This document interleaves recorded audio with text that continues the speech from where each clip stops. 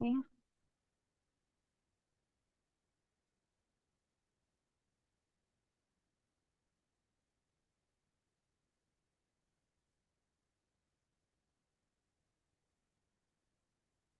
I see us on live.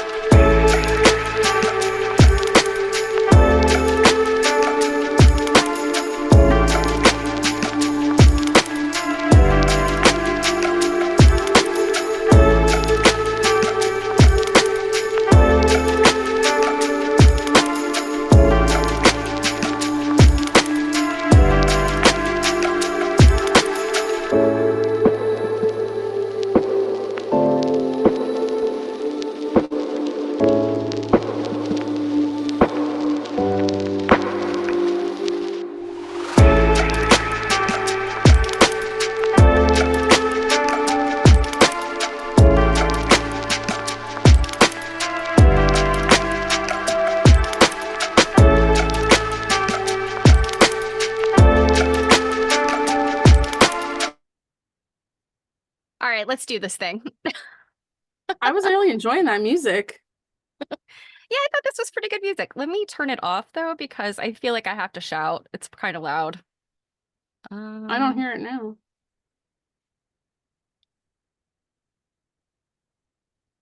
I have so many windows open. There we I do go. too. Yay! Okay, I have so many now windows. I have to. Uh, all right, and now let's see if I can see chat. Hi guys. Hello, people. Hi, hi, hi. Okay. All right. Dear Godmother's got AV check for everyone. Um, see, we have here Plug Quilt. Hello, hello. Molly, my lady. Robin, darling. Druid, my long-suffering mod. Mistral, swims with whales. Helen, hello, hello, hello. Very excited to have you all here. So, when Jill is here, we are now doing Zoom because guest star is so yeah, let me do all the things with your okay.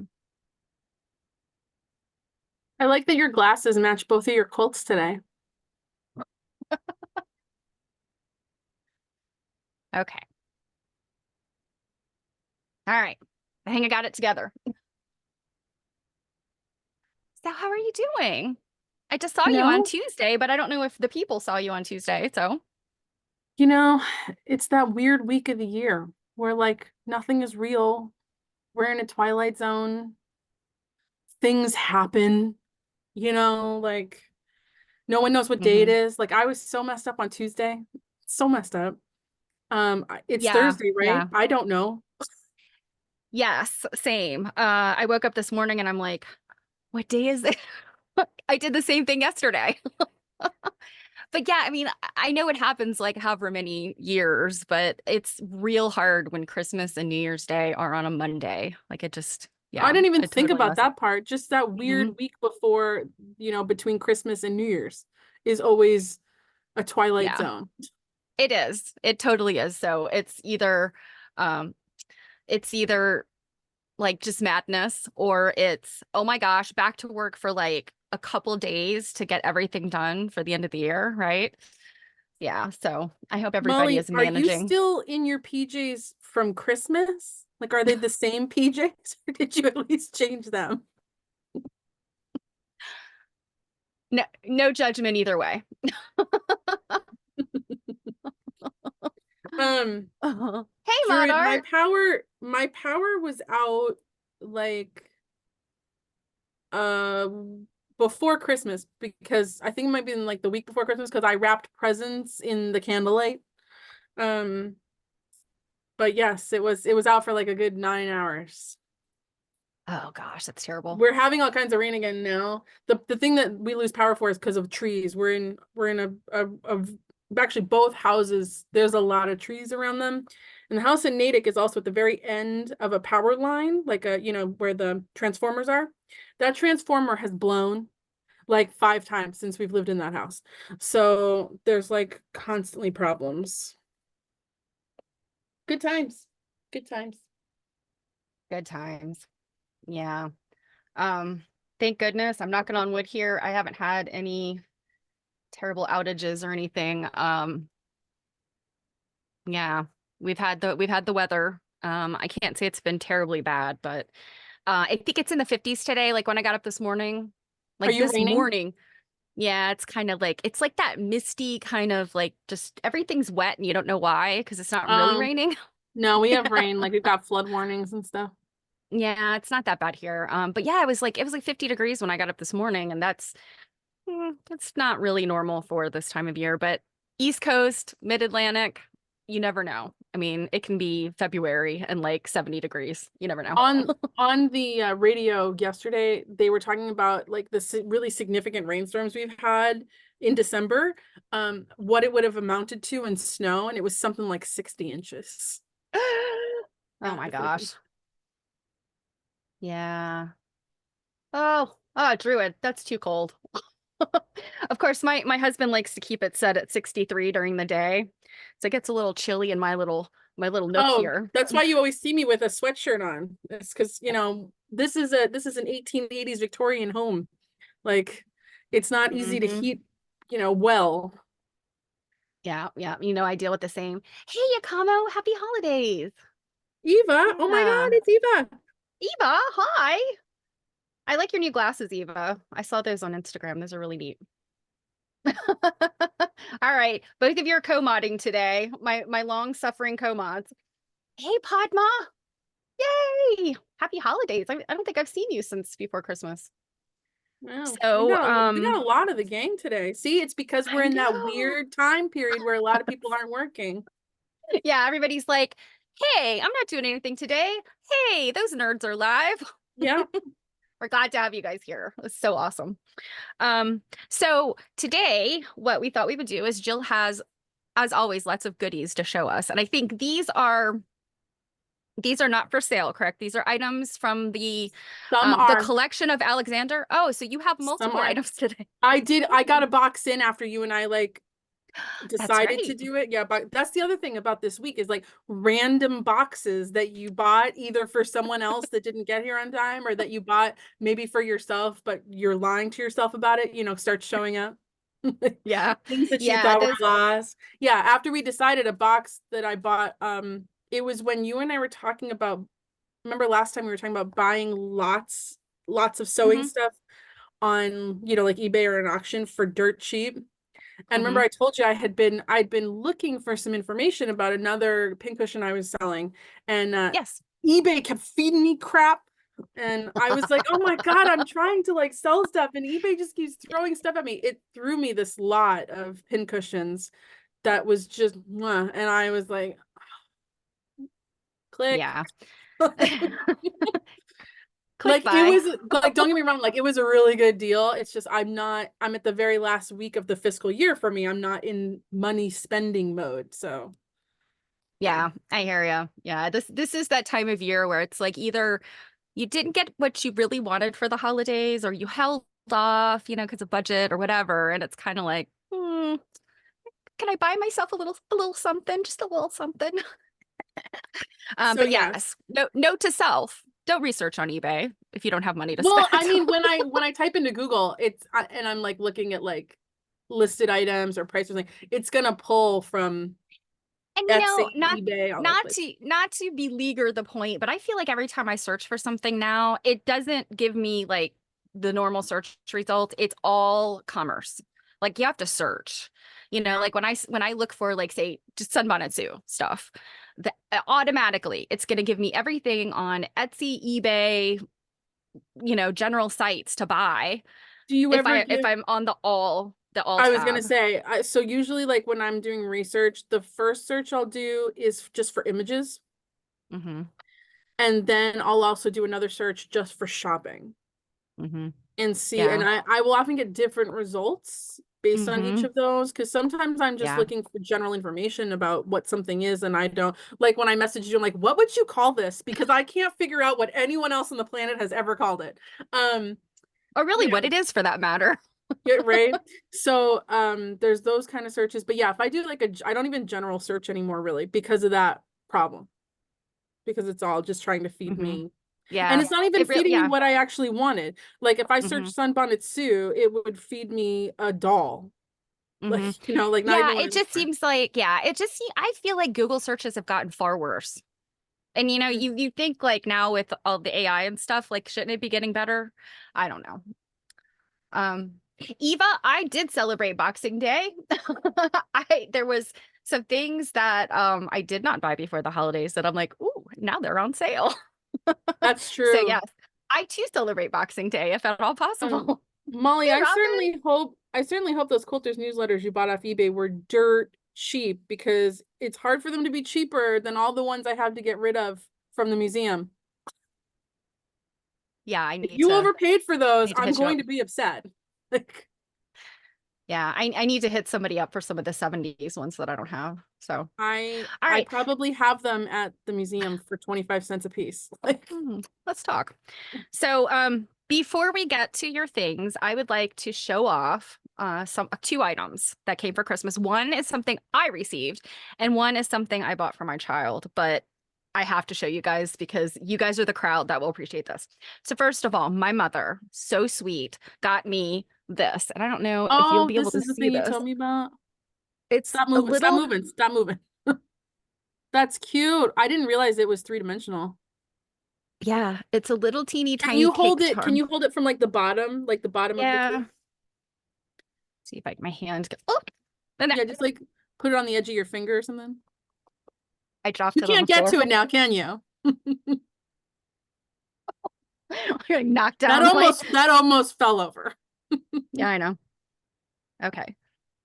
Can you see it Oh now? yeah, yeah, yeah. There you go. There you go. Oh, it's got blue in it and pink. It's like purple. It's like purple and pink and Oh, white. cute. Cake got cake. Yep. Yeah. Yeah. Oh yeah. Uncoverings is going to be searchable and available. Mm-hmm. Yeah. Hey, Bird Nerd. Yeah. Okay. Now, you guys ready for this? So, my son has a natural interest and obsession with Nicolas Cage.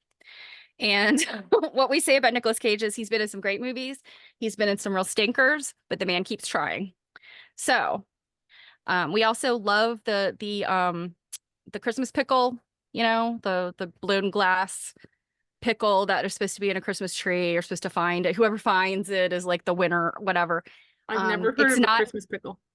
yeah, it's supposedly this like, oh, because there's German glass blown, there's Mm-hmm. glass German, there's supposedly this thing about, there's a pickle one and you hide it in the tree. Apparently, it's not true. There is no such, it's something that was just made up. Um, but nonetheless, pickles on Christmas are cute. And so let me introduce you to Pickleous Cage. Oh my God.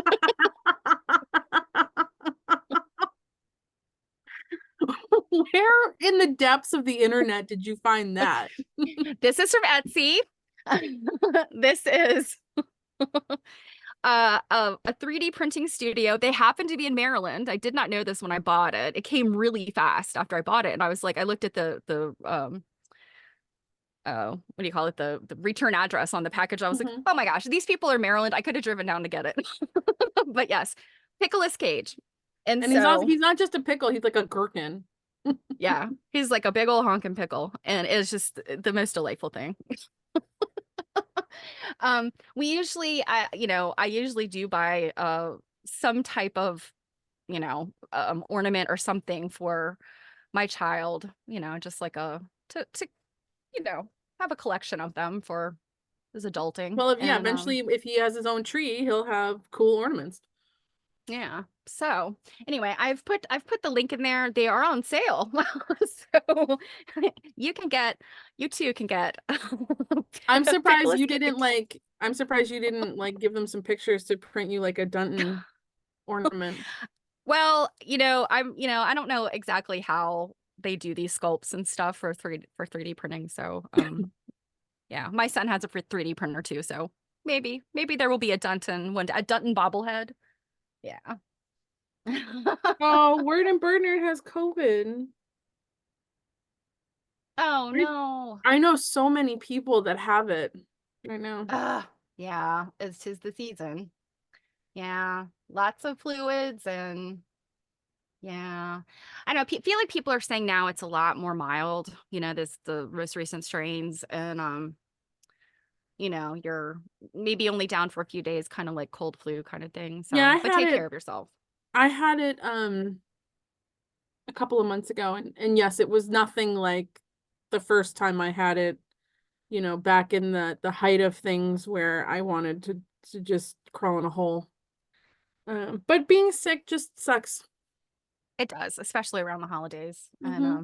oh gosh, I remember that there was a year, it's been quite a while ago. It's probably been 10, 15 years ago. My husband and I were both sick from Christmas to New Year's.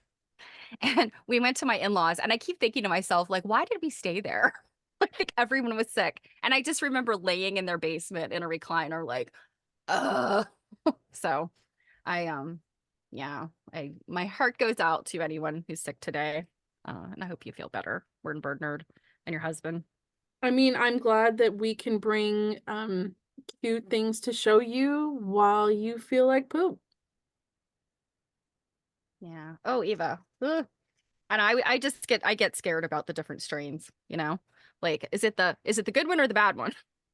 None of them Well, are you mean good. is it the bad one or the badder one? Like The none of them badder are one. good. Yeah. There you go. There you go. All right. Well, let's get into it. I Okay, I can wait no longer. so I have shop items, I have Christmas gift items, and I have book gift items. What would you like to see first? Surprise us. All right. Just I because want to it's see it all. just because it's going right here, we will go with Christmas gift items first. A couple of things in here are things I bought myself for Christmas while I was shopping for others. And Um, then you gave them to your significant other and said, Merry Christmas to me. Pretend you bought these. nope. You don't even bother. One, nope. Um, I didn't even wrap them. I gave them to myself before Christmas. No, one of the gifts in here, I wrapped for my brother to me from him because I was out and found them. And the first thing is a whole bunch of sewing advertising cards.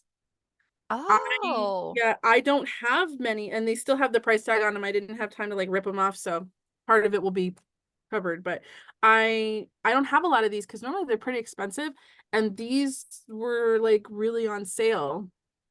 So I've got this one, okay. Okay. Yeah. All right. So these are just those little things that like the companies little made to advertising advertise cards. them. It's so funny, like the number of advertisements like just don't make any sense. Like this is for Thread. Yeah. Um, not to put Padma on the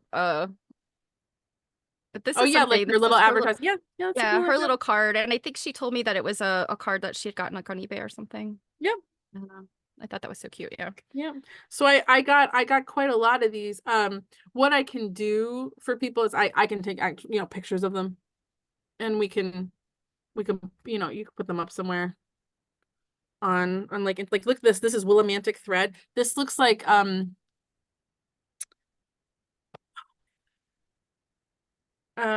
what's that?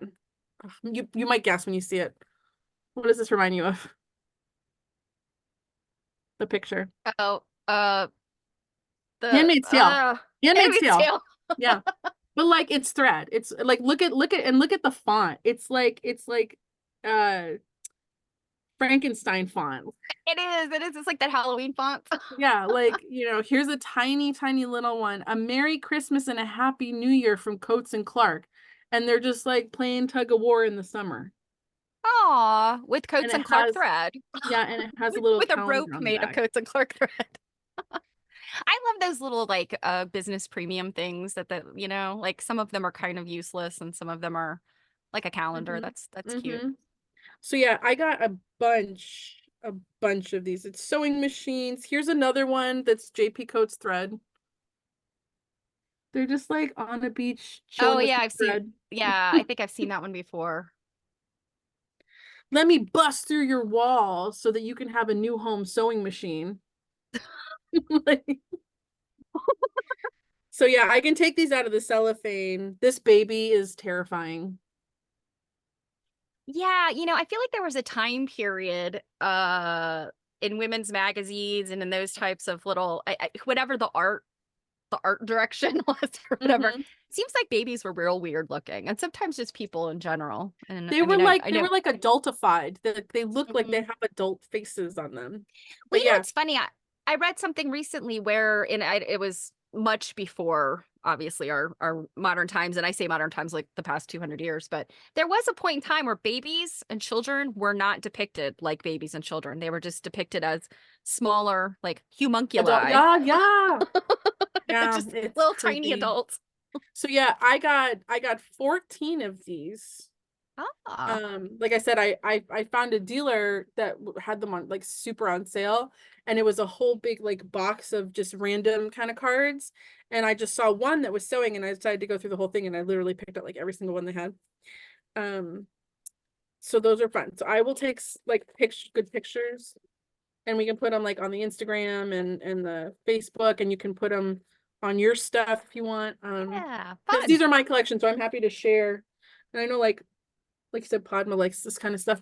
So those, and then this is just like, oh, there's a piece of tape. What is that?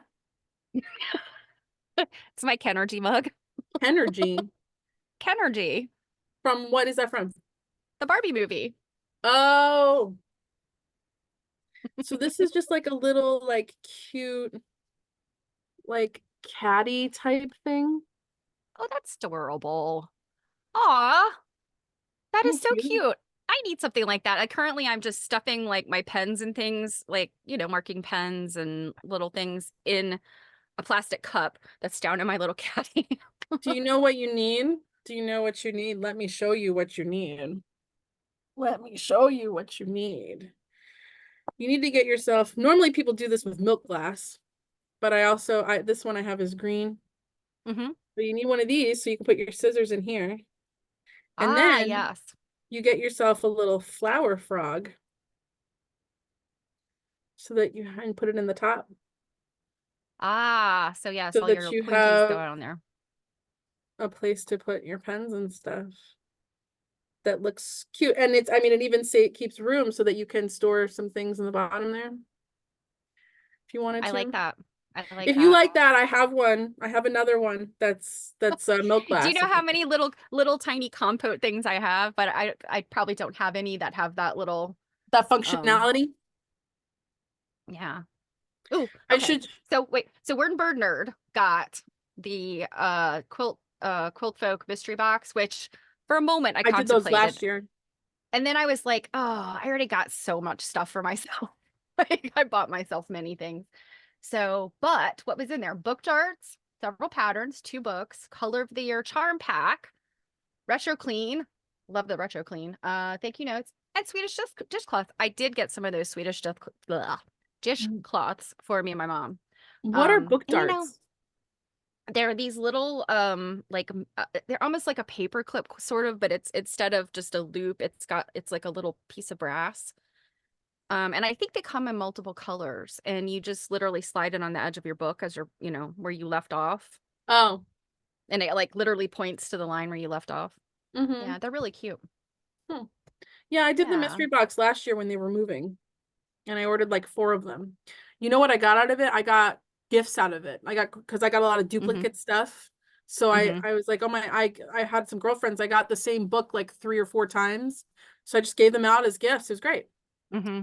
Yeah, they Okay. sometimes those things are really great when you can find them on sale and then you kind of, you do get things like sometimes I think those multiples are great to have for yourself on hand, as like a Hmm. travel one and a whatever. But yeah, great gifting options. So then this is from the I bought for myself this pincushion. Oh yeah, the I'm it's sure a I think I just a showed you a picture of this before. yeah, I was like, it's just a regular bird, right? It's not a chicken, is it? Or is it a chicken? I Some don't know, but it's got a like three partridge little babies. It's a a mama, partridge. It's a three little partridge. babies. Maybe. I mean it's a That is hefty cute. size though. Look at my hand. Yeah, cast brass. Yeah. Mm-hmm. Yeah, so I got that little cutie. This one was a Christmas present. It's Oh, a the swan. swan. I love swans for whatever reason. I don't know why, but they're just I so don't know elegant. why, but I'm partial to these like metal animal pincushions. You don't say. I've only seen you buy like a dozen of them. Shut up. Like, don't tell everybody. This was also a Christmas present. Oh, I love those. Is that made with repro fabric or is it Um, or is it an old one? it doesn't feel like repro fabric, but yeah, I've always wanted, I don't have any of these in my collection and I've always wanted one. Yeah, I Mm, love anything like yeah, any weird shaped pin cushions with and anything with a pom pom on it. I mean, yeah, I don't know. It could be repro, but I'm not sure. I'd have to do a little more investigating. Mhm. Speaking of metal animal pincushions, I have an elephant. oh, I like that one. So you're gonna have like the whole zoo pretty soon. I don't know why I'm so partial to that. And that's not even counting the ones I already have in my collection. And why were they like so big on turning any animal into a pincushion? Like even like really ugly animals. Like I've seen like I think I have one that's like a wild boar and it's all like snarling and stuff. Like was that like Look a at my male look at my pincushion? lovely hyena. My lovely Yeah, hyena pin cushion. yeah. Like here's my lovely vulture like eating prey off the side of the road. Like um then I got this one still has the little like come on. It still has the little tag thing attached to it. Oh wow. I have like a little doggy holding a thimble. Aw, that's cute. That's adorable. And it's like a little footstool or something that like Well, the cushion's a little deflated, oh, okay. but oh well. Well, I still it's don't supposed to be like a little footstool that the doggy is like. sure. Yeah, or like its little bed. And then I have this was part of the along with the cards, this was part of the I wrapped up this gift for my brother to give me. The box. Here's the cover. I like that. Is it painted? That little portrait, little picture? Not portrait, No, it picture. looks like decoupage.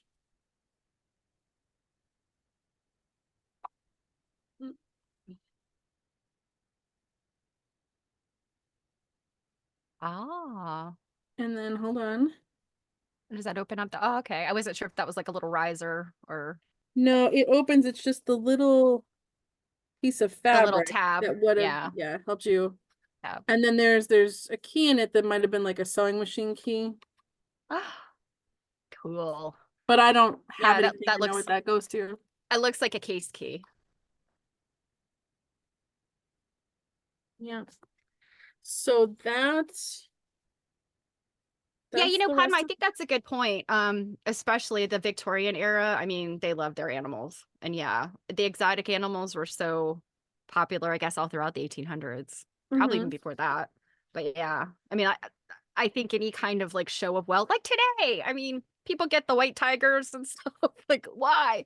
Um, but yeah, I think that you're correct about that, and that's probably why lots of Victorian era stuff is very animal and can be a little bit Yeah, I was gonna say weird. I'm not like super duper watching the comments. So. I And am. then this was another bought for myself. I'm pretty sure this is vegetable ivory, and it's a pincushion that's all Ah, yeah. And how do you the usually vegetable ivory are those, is it tagua or tagua? off the Those top of my nuts? head. I don't know. Everyone just calls it vegetable ivory. Yeah, because whatever that, it's Tagua, I think, tagua nut. And then at the moment, I can't remember if I had bought this for myself or for the shop. I'll have to check which card it was purchased with. So you could see this on the shop. I don't know. This clamp Oh, pincushion. that is fantastic. I Yeah. love that. Yeah, you've lucked out with the I feel like the clamps. You've had Yeah. a lot of those lately. Yeah. Well, especially the bird ones. And those are very popular, yeah. And then I bought for myself this little nut, this acorn, because on one of the sewing tool groups on Facebook, one woman, when it was like share some of your Christmas, items, one woman shared her collection of acorns, and I'm like, I don't have a single acorn. I need acorns now. And then on Cyber Monday, a site I was shopping on had a bunch of acorns for sale. So I bought some, and it's a little sewing kit It's a little inside. etui. Yeah. I have a couple of acorns, but they're modern ones. It's a wood turner that makes like Yeah, and sewing then it's got handles thread. and stuff. Ah, Yeah, that's fabulous. I little love that. tiny spools. Um, And you just don't see stuff like that anymore. I mean, you go to the fabric no, store and they just, I mean, they definitely have not. some kind of cutesy stuff, but it's always like, plastic and not well made, like those little things. Mm-hmm. They really had away with um just little doodads, I think. Mm-hmm. For sure. Um, and then moving on. Is anybody not having fun so far? I think everybody is having fun. Okay, They're good. just Just making watching. sure. They're watching and listening. Because if nobody's having fun, I don't know that we can be friends anymore. So this We is left the the window shop. box Don't worry. that showed up, after Christmas, which is fine because I bought it for the shop anyways. And I haven't even fully opened it yet. So when Ooh, I okay. opened So we're it, we're getting this is an yeah, unboxing. yeah. When I opened it, it was interesting because like this wasn't part of the listing. She like boxed it up with doilies. I don't really know what that was about, but Yeah, that was about I can't give these doilies away, so I'm giving these doilies away. so yeah, this one was about all of these kinds of pincushion. Ah. Mm-hmm. It's a whole lot of those, which And those things some of these I've kind of never do they? seen anymore. Yeah, they spin. Yeah, I feel And like I've then seen that before. you tell me, I don't know what these two things on the side would be for. Can you see them? Do you think they're for like, is one of them round and one of them oblong? Yep, I wonder if the oblong one is for scissors. maybe. Oh, and you But I think the don't know round what one's for a thimble? thimble, maybe. Maybe you're right. Maybe you were right. I mean, you're right about a lot of things. I make it up as I go along. Sometimes, even a broken clock is right twice a day. And then this is Oh, one. look who's here. Look who's here. And then this is one like I sold recently. Ooh, I like that one. Yeah. This one's actually in better shape than the one I sold recently. The only difference is that this one doesn't spin and the other one did. But this pincushion is in good shape. Is that like corduroy Yeah. with like Yeah. a It feels very really nice? cool. It makes me I'm like going back to my 80s childhood. Um it's weird. She like took this doily and like hooked it on to all the little arms to stop stuff from moving around, I guess. I don't know. So this one is just like that, except this one spins. Oh, Mhm. okay. And then that little doodad in the center, is that's just like a finial to hold the whole thing together, maybe? Kind of feels like it comes off. Hold on. It does. Hold, please, while I investigate. Well, I have to mention our first time chatter here, who's obviously not trying to stay undercover because they did chat, but they may or may not be, but are definitely connected with Jill. And I that's all I will say about that, unless you want me to out this person. You can out them. This is yes, Fuzzy Mane is Jill's significant other. Who just launched their own Yeah. streaming site. So if you guys Yeah. want to go, he's gaming, so Kenny might really enjoy. Um, if you guys want to go, he streamed sleeping last night, like his character was sleeping. Okay, Um, yeah. I was cooking dinner when I heard that Fuzzy Mane has gone live. So I didn't make it last night, but yeah, I'll stop by. I'll stop by and bother you, friend. yeah, you can go over there and be just as annoying as he's gonna be here in the comments. Yes, thank you, mods, for that shout out. Um, so I clearly didn't already have enough of these. Good God, this woman packed this thing like Fort Knox.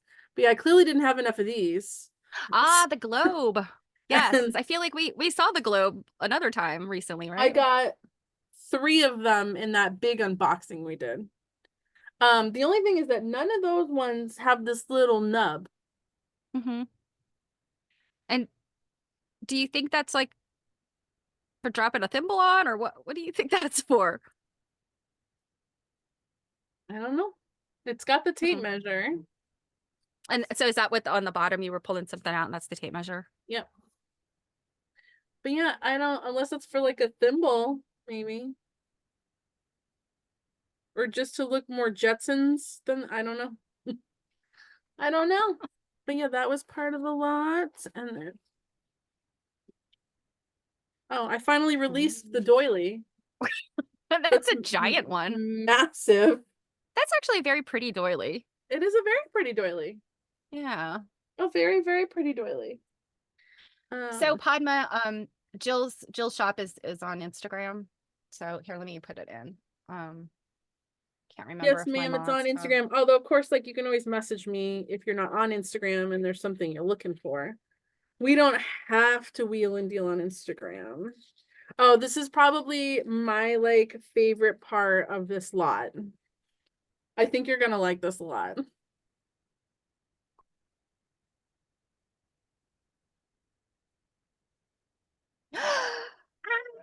Isn't that cute? And it has a spot here for a thimble, Yeah, obviously, and yeah. then it's also got a tape measure. Oh, I love that. Oh, it's so cute. Or And it's she. made in She's Japan. Yep, it's of Japan. course. I think we established that, yeah, all the cute like pincushions and little tchotchkes and notions are from Japan for sure. I collect chickenalia. But Chickenolia. I love that. Hi, Morodim. If I didn't say hi to you earlier. yeah, isn't that it's a lot bigger than I thought. Like, look how big it is. That is really cute. I thought it was a lot Yeah. smaller. I But yeah, actually collect those chickens. Everybody I'm sure has seen them. They're the chicken and then its back comes off. It's like a lid, a lid. those are Um so popular right now. oh, they are so popular. Yeah, I've for a while I was getting them. I guess early last year I could buy them, you know, a handful of them like for nothing at auctions and stuff. And now all of a sudden, like over the summer, I was fighting people for them and I'm like, You know you what have I think them. it is? I think it's all the millennials and stuff that are starting like homesteading and are like into that kind of decor again. Yeah. Yeah. That's what I'm gonna Can't guess. can't eat just chickens. Oh, Padma collects chickens too. Yeah, Yeah. Molly, I like the barf and cow creamers as well. And there's a barf and cat I gravy, saw but the one with the gravy. yeah, the gravy, but I believe you can get that on Amazon. The cat. Okay, so that is the end of sewing tools. Okay. Now we move on to books you people will care about. Ah, Because I don't think books you'd you really be people care interested in about. things that you wouldn't care about. Ugh. I was so psyched. I got 10 books this year. I got to take so much stuff off my Amazon wish list. It was Oh, great. that's awesome. That's awesome. It was great. Yeah, I got some books too, and I think as we established on Tuesday, yes, I did buy them for myself, but I considered them Christmas gifts, right? Hey, you can give yourself gifts, you know? So this one is Magic and Memories 45 Years of the International Quilt Festival by Teresa Duria Wong. Oh, awesome. Yeah, I don't have Mhm. that one. It's funny. I put so many books on my wish list. I often forget. And it's funny because my brother and my partner did not like duplicate anything. I was shocked. So I'm like, That's "Hey, you awesome. guys communicated really well. You didn't duplicate." And they're like, "Yeah, we And they're we like, yeah, sure. communicated. Yeah, Hmm. right." But yeah, like there's lots of Oh, fun pictures and wow. stuff in here. Oh, that's awesome. And I have to say, Teresa Dreya Wong is a very interesting lady. She has written a bunch of books. She's a fantastic lecturer. She is, Fantastic. she was in my Denton lecture at seminar. I was I didn't like, even notice. yeah, I was starstruck. She came up and introduced herself to me, and I'm like, I know who you are, like big fan. And then I She's the found out she was in one my lecture. she's the one who did the lecture at QuiltCon last year that I told you by the end of it, I was like crying. Like it was so good. She did it Yeah, right and before her book on like Native American quilting was published. oh, okay. That's what the lecture, it was amazing. Yeah, she's Amazing. doing a for those of you who are AQSG members, she and even if you're not, you could still go to the Winter Study Center stuff. Um Although are they calling it winter seminar now? They're not really calling it study centers. Mhm. But if you guys aren't aware, that is happening in February, and Teresa is doing, I guess, is it the keynote or like she's doing a big presentation? She's doing the Um, lecture that is going to be at QuiltCon. okay. Yeah, so definitely check out the winter seminar stuff with AQSG. And you can still go to the lectures even if you're not a member. It ends up costing more. So yeah, I'm Oh my excited about God, that. Molly, you're like flooding the chat here. Oh, she's doing the keynote. Yeah, that's what I Um, thought. It was so because I don't we haven't seen a Mary Kay in here, have we? She lurking? I haven't. Yeah, Mary Kay usually lurks, Well, or she catches the thing later. because of all the talk with her lately about kit quilts and stuff, this particular book one day was on the table at the library and I was flipping through it. That's the nice thing about the library is I get to preview everything before I ever buy it. What a terrible Um, job to have where you work at a library Terrible. and get to look at books for your It's job. bad. I suffer a lot. I leave crying most days. Um, but this book I put on my wish list, not that long Yes, ago. Women of Design. Hmm. I have that one, and is that Barbara Brackman? Yep. Yeah, quotes in the newspaper. The only part of these books that don't interest me is all the patterns that end up being in them to Yeah, remake. yeah. Um, but I like some of the photography in here I just love. Oh yeah. Yes.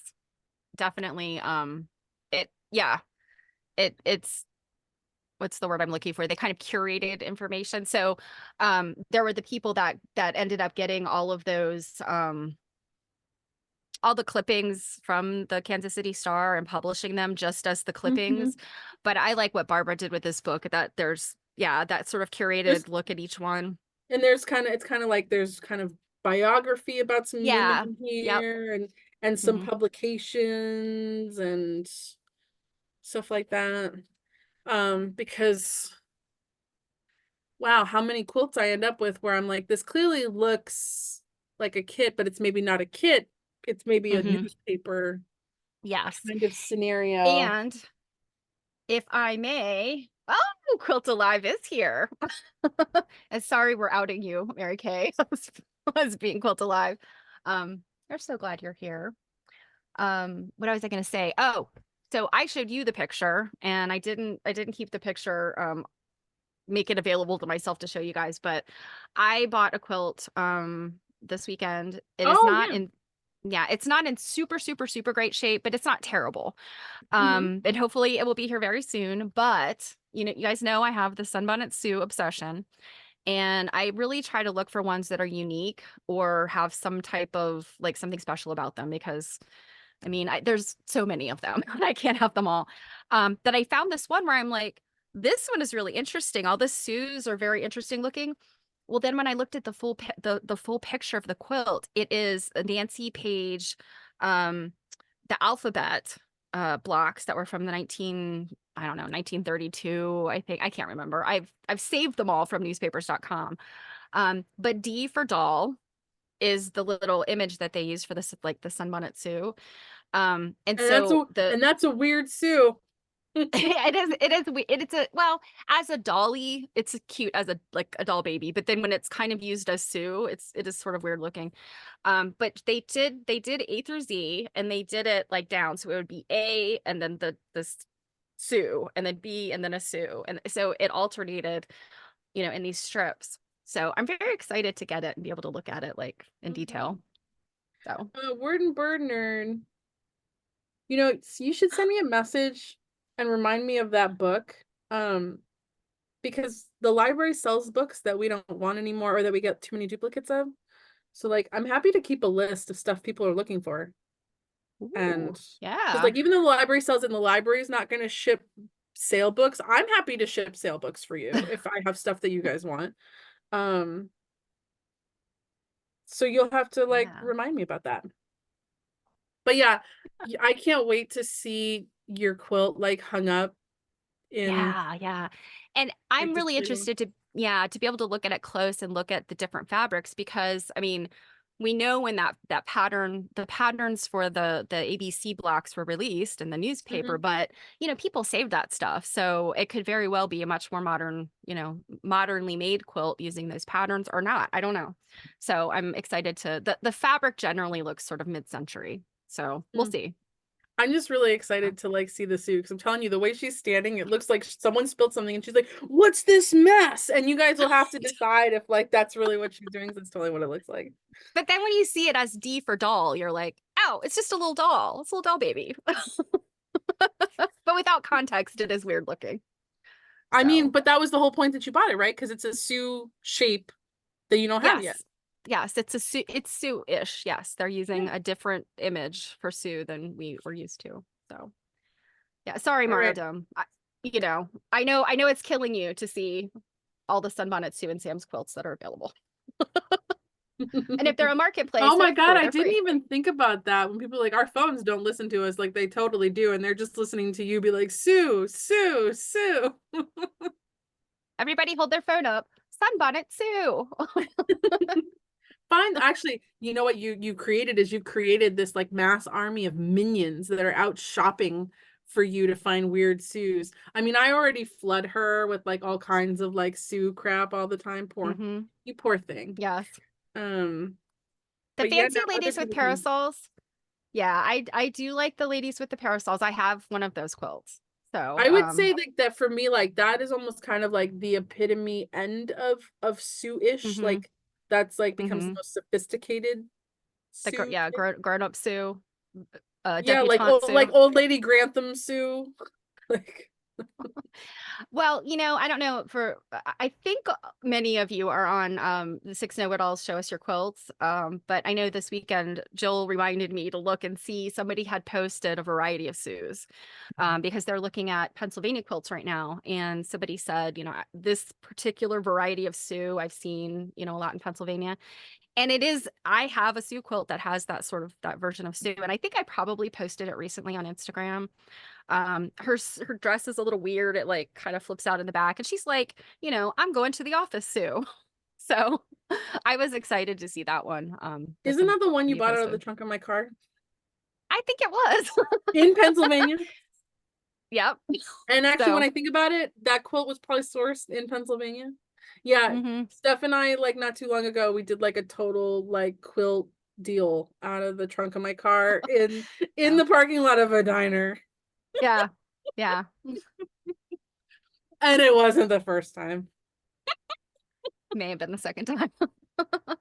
Yeah, we had to look around. We were like, should we do this in the parking lot of the Schwenkfelder Museum, or should we go, to a Oh, that was restaurant? another time. All right, are we ready to move on? Sure. Um, I don't know that I don't know that I've seen anybody like talk about like having this book in their possession yet, but this is another Teresa Duria Wong with Sarah Trail, Stitching Stolen Lives. Mm-hmm. Yes, it's a social justice sewing academy. Mm-hmm. I don't have that book, but I'm trying to remember if that one my mom has or not. Uh, Um, the back of the trunk diner deer was super sketch. Yeah, you had to look around and make sure nobody was watching. yeah, Stephanie and Jill, they're doing a deal. this book has some really amazing stuff in it. Oh yeah. Hmm. Awesome. So if I'm helping anyone like fill out their wish list, you're welcome. Leave it to your partner to just like out you about weird stuff. This is one I haven't taken the plastic off yet. Oh, is that Gwen Marston? Yep. No. Yeah. Gwen Marsden, yep. There's a Gwen Marsden exhibit up in the museum right now. It comes down on Saturday. And so I got A Common Thread. That's a very good book of Gwen Marston's work. Mm-hmm. And that is one thing that what was I reading? I was reading something about her. Oh, it's because we have an exhibit about her up right now. Someone came into the library and asked me if I can find out how many books she wrote. So I'm looking it up, how many books and stuff, and I'm looking at books that she wrote and like how like when you look up books, sometimes there's just like little blurbs. Hmm. And that's how I found the book that she wrote about About was Mary it Schaefer? Mary Schaefer? Hmm. And I pulled it off the library shelf. I'm like, oh, look at that. I pulled it off the library shelf and looked through it. I'm like, wow, this is like a biography. Like this is kind of cool. Um, and that's where I was like, wow, maybe this is a book that we should potentially read in the book club. Hmm. Um, Yeah. So for you guys who've been following along with our Tuesday night book clubbing with quilt nerding, book clubbing. book We're clubbing. gonna get like a strobe light and yeah. So we are reading Murder at the Quilt Show next. Mine came in the And mail then yesterday. yay. Yeah. I've already started reading it. It is very interesting. But then our next book, we're thinking about doing this Mary Schaefer biography that Gwen Marston wrote. So Hmm. it's another one that's fairly easy to find online. And yeah. Yeah, I had looked. There were many like very affordable copies. Obviously, we wouldn't try to do something that's ridiculously expensive. And the Well, library also has a couple of copies for loan that I oh, can nice. ship. If you're a member of the museum, you can borrow books from the library. Um, where was I going with this? Oh, the reason someone had been like, aren't you talking about this like really, really early? The reason is to make sure people have time to get it. Because if Yeah. everyone has to Yeah. order it and it needs to be shipped, like my Murder at the Quilt Show wasn't in time on Tuesday for us to like, have it in my it got to me yesterday, but I must say it is the ugliest book cover I've ever seen in my life. Really? I don't think it was Yeah, that bad. I think it's really ugly. Well, It's really ugly. there's a noose and a couple quilts or Yeah, three quilts. yeah. It tells you everything you need to know. Um, Mary Schaefer is a Quilters Hall of Fame honoree. yep, yep. Oh, yeah. If you guys are following us, go to the Quilters Hall of Fame and you can, well, I think there's a whole listing of all the honorees, but you can just Google it or search Hmm. and you'll find her Hmm. information about her. Yeah, since we figured out this whole like Zoom and guest star thing, maybe it's time for Mary Kay to like, come on. This is true. So next we have vintage feed sacks. Ooh, Fabric from the Farm. I don't have that one. I I have I have I have all the other ones. I do too. I Um think I have the yeah. And this one was just recommended to me. That's one thing I love about Amazon is their book recommendation like algorithm is just on par. And yeah, this one's Susan Miller.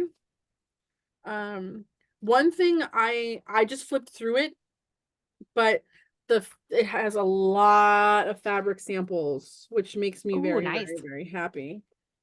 So it also has that really fantastic new book smell, if anyone cares.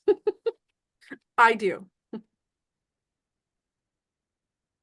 Ah, so Mary Schaefer was both a quilter and a pattern collector. Mm-hmm. So yeah, Yes, here that is was yeah. I read the like intro of her biography book, and apparently she had everything, just everything. So yeah, I just dropped the Quilters Hall of Fame, so you don't have to search for it. Sometimes I can be my own producer. And somebody else has got, got the stage. And then of course my partner's like the poor horses these feed stacks were stolen from. Better be nice, or the feed is what you're getting for dinner, dude. Steph, I think you might like this one. Um, Vintage stitching for That is it Jenny Hart? Suzanne McNeil. Ah, okay. Quilts, aprons, tea towels, and more.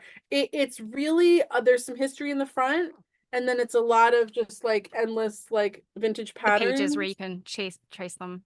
Yeah, for me, I wouldn't really be using it so much for duplicating, but more for just Hmm. identification. Yeah. But yeah, there's some interesting um history stuff in the front. Oh, okay. Mm, Very cool. Yeah, Well, I've seen like that book. I don't Yeah. know why, but this little I guess it's a maybe I think it's like an apple, but the way they've made the top, it kind of looks like a pumpkin. But this little face just kind of makes me think of you, just like all like happy and yeah. Yeah, I I'm love sure all there's of got to those. be a Yeah. cake in here somewhere. Like, Maybe. yeah, I there love all must. of those little vintage, those like mid-century, early 20th century little. My gosh, they made a little, I mean, everything you can think of, they made some little embroidery for. There's like the Yeah. laundry, and then I have one that's like forks, knives, spoons, and napkins. Here's a bunch of people. Here's a bunch of like kids with books. We can do something for our little book club. Aw, how cute. Yeah, there must be some Sues or something in here. Oh, there's like old lady Sue, sophisticated Oh, Sue. that's debutante Sue. There you go. Yes, It's the I eyelashes, did see yeah. Mary Kay that Mary Schaefer corresponded with Florence Peto. And I did Oh, also just a few pages I read also mentioned Dutton as well. oh, So okay. it sounds like whether or not we do that book for book club, that you just need it. I saw it for like $6 on Amazon. Yeah. If you are interested in taking a deep dive into Florence Petto, I know some of you are not fans of Flo, and some of you absolutely love Flo. But this is a passion for quilts, the story of Florence Petto. And Isn't the that only really place expensive online? it is, Yeah. I want to say it's like 30 some bucks. But it is available at the Quilters Hall of Fame. And Oh. it's really, really good. Like to me, it was worth the money because it is so very, I mean, we're talking like lots of pictures and lots of dense data. Like Mhm. there is a lot of information in this book, in Who terms of wrote that one? Florence's life. It's a group of people wrote it. Barbara Schaefer, Natalie Hart, Rita Erickson, and Rachel Cochran. Hmm. And then there's a foreword by Virginia Avery, which was very good. And then there are some contributions by Questa Benberry, Bets Ramsey, and somebody else who's on this this stream right now, Miss Waldvogel. I feel like Mary Kay, I feel like every other book I get, I'm like, oh, Mary Kay was part of this. Yep, That's why that's we're like, wait, we bow down to you because you know everything because you've been like involved in and every book that published. everyone. Yeah, and everyone. Everybody, yeah. Well, So you moving are a treasure on. to us. Is Word and Bird Nerd still here? Yeah, I Yeah. got this one. Welsh quilts. I know I have one of Jen Jones' books. I don't think it's that one. Or Um, at least the cover doesn't look like that. I It's have a to thin say, book, but I'm actually a little surprised that this book is a lot thinner than I thought it hmm. would be. Yeah, I think she has a couple that are sort of just they're smaller, thinner books that don't Hmm. they're almost more like a museum catalog kind of book, even though I don't think that's what they are. Oh my God, I can't believe you don't have this book. Which one? She doesn't have this one. Oh, that one. How could you not have this book? I thought for sure you would have been like, oh, late to the party, Jill. Oh, you're talking about Word Murder, not me. No, word burner. Okay, yeah. Um, let's see. Was that recently published? It it Because I'm it wondering if is it's a like a lot of reprint. there are a lot of pictures, but there is a good amount of text too. Um, this is 2016. Okay. Yeah, I don't think I don't think that's the one I have. I think the one I have is older. It was an older publication date. Mm. I'd have to pull it out though. It's over in my British Isles corner. So, and then next we have This I Accomplish by Kyra Hicks. Mm-hmm. This I was leafing through this. This looks very interesting.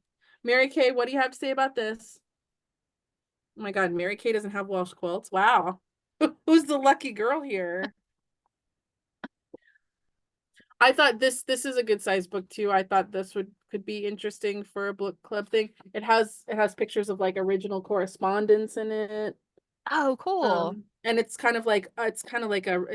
like a resource book about Harriet Power things. Um, and it has timelines in it, resources lists. Um, it even has about the Bible quilt. There's a sub chapter that says they touched the Bible quilt, and it has people's names and like the years and The stuff. people that have touched it. Yep.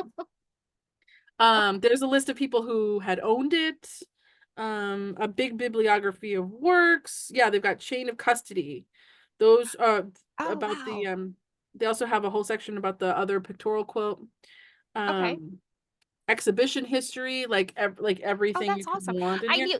I knew that Kyra had done a bunch of research and work with it, but I didn't know Yeah. that Yeah, like there was like provenance and whatnot. I'm gonna have to look that up because I she's didn't made like an encyclopedia basically of like yeah, research in yeah. here. And like if we were to do this for book club, we could skip over the stuff that's really like not like an exhibition history. Like that's not super relevant for us to like read and discuss.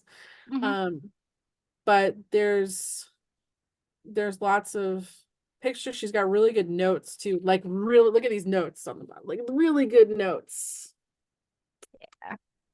Kyra is a scholar, so Mm-hmm. I wouldn't expect any less. Um, oh yeah. Mary Kay agrees that this would be a good book club book. In other words, Mary Kay, you want to read it with us, is what you're saying. You know, Um, I when you started talking about doing a book club, I was like, oh, what will we read? And I'm like, oh my gosh, I feel like we probably have enough books to read for like the rest of our lives, mhm. right? I mean, I Well, don't think there's. considering too that you're reading them slowly because you're talking Hmm. about them all the time, like each book would probably take us generally a month. Hmm. Yeah, I mean, I think that's what Murder at the Quilt Show is going to take us. So Yeah. yeah, all that Some of hot the provenance. bigger ones obviously would take longer. Yeah, Um, I too like all that hot provenance because when you've got that gap, problematic.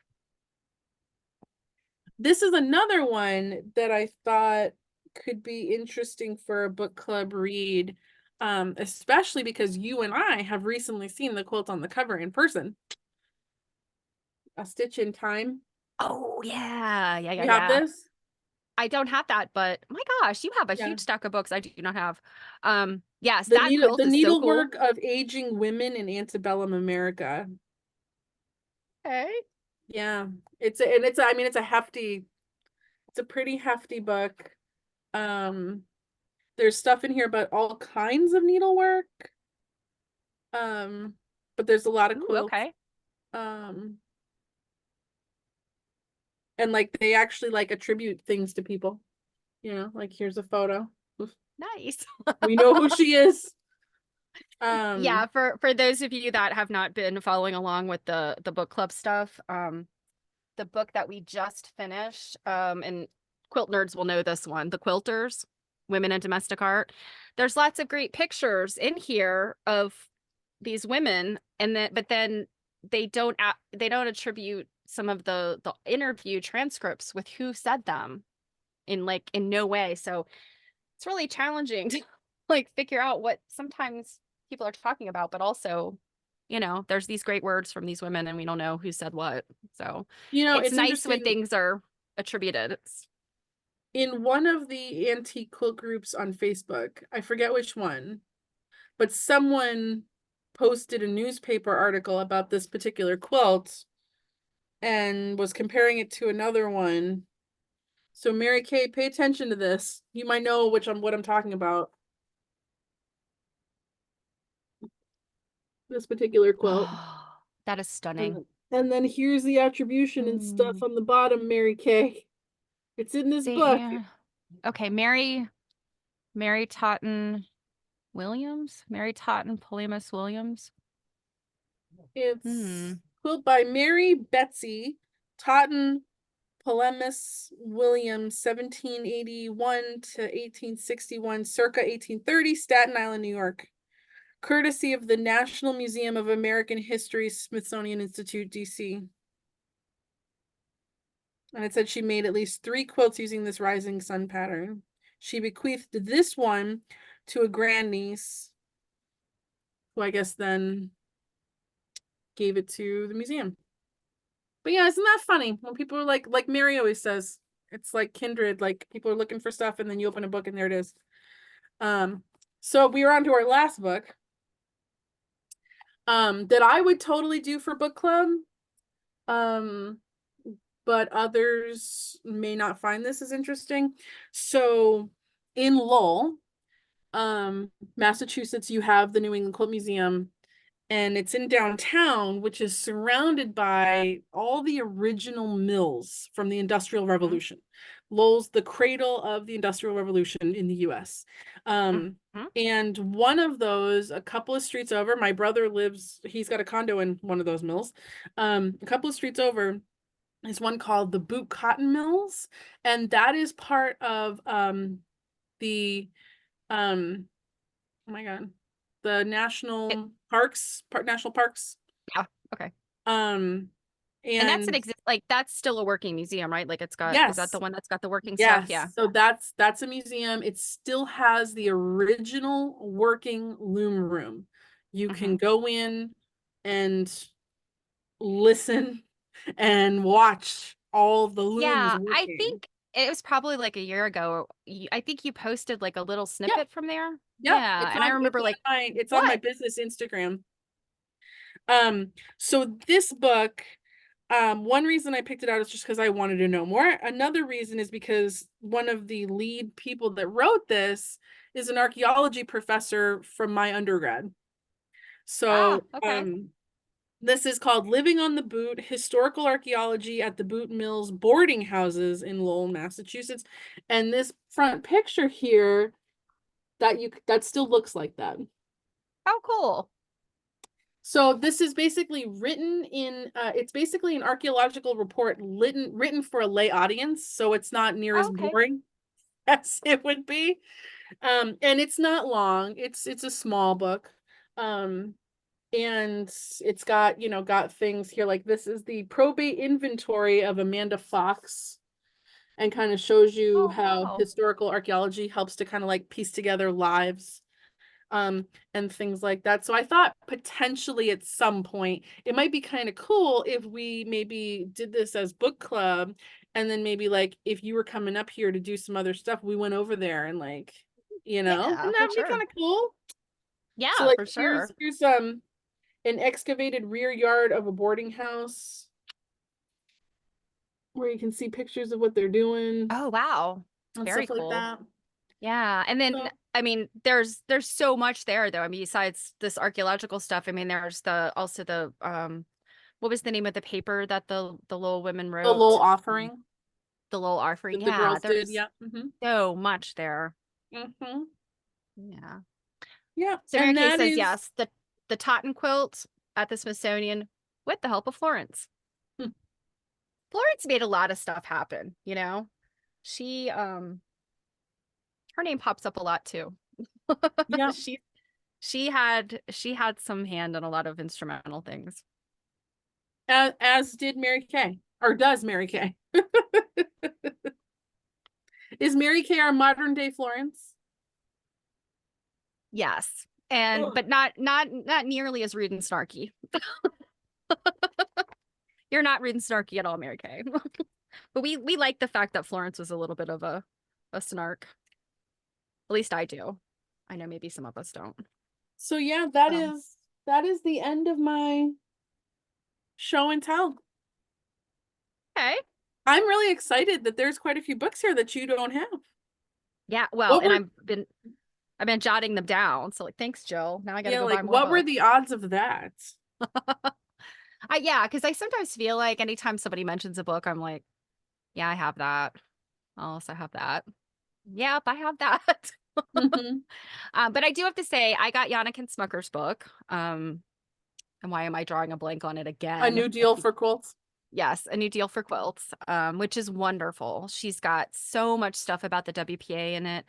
Um, I mean, just like blew me away with how much cool information is in there. And in some cases, they're pictures you would recognize that are Hmm.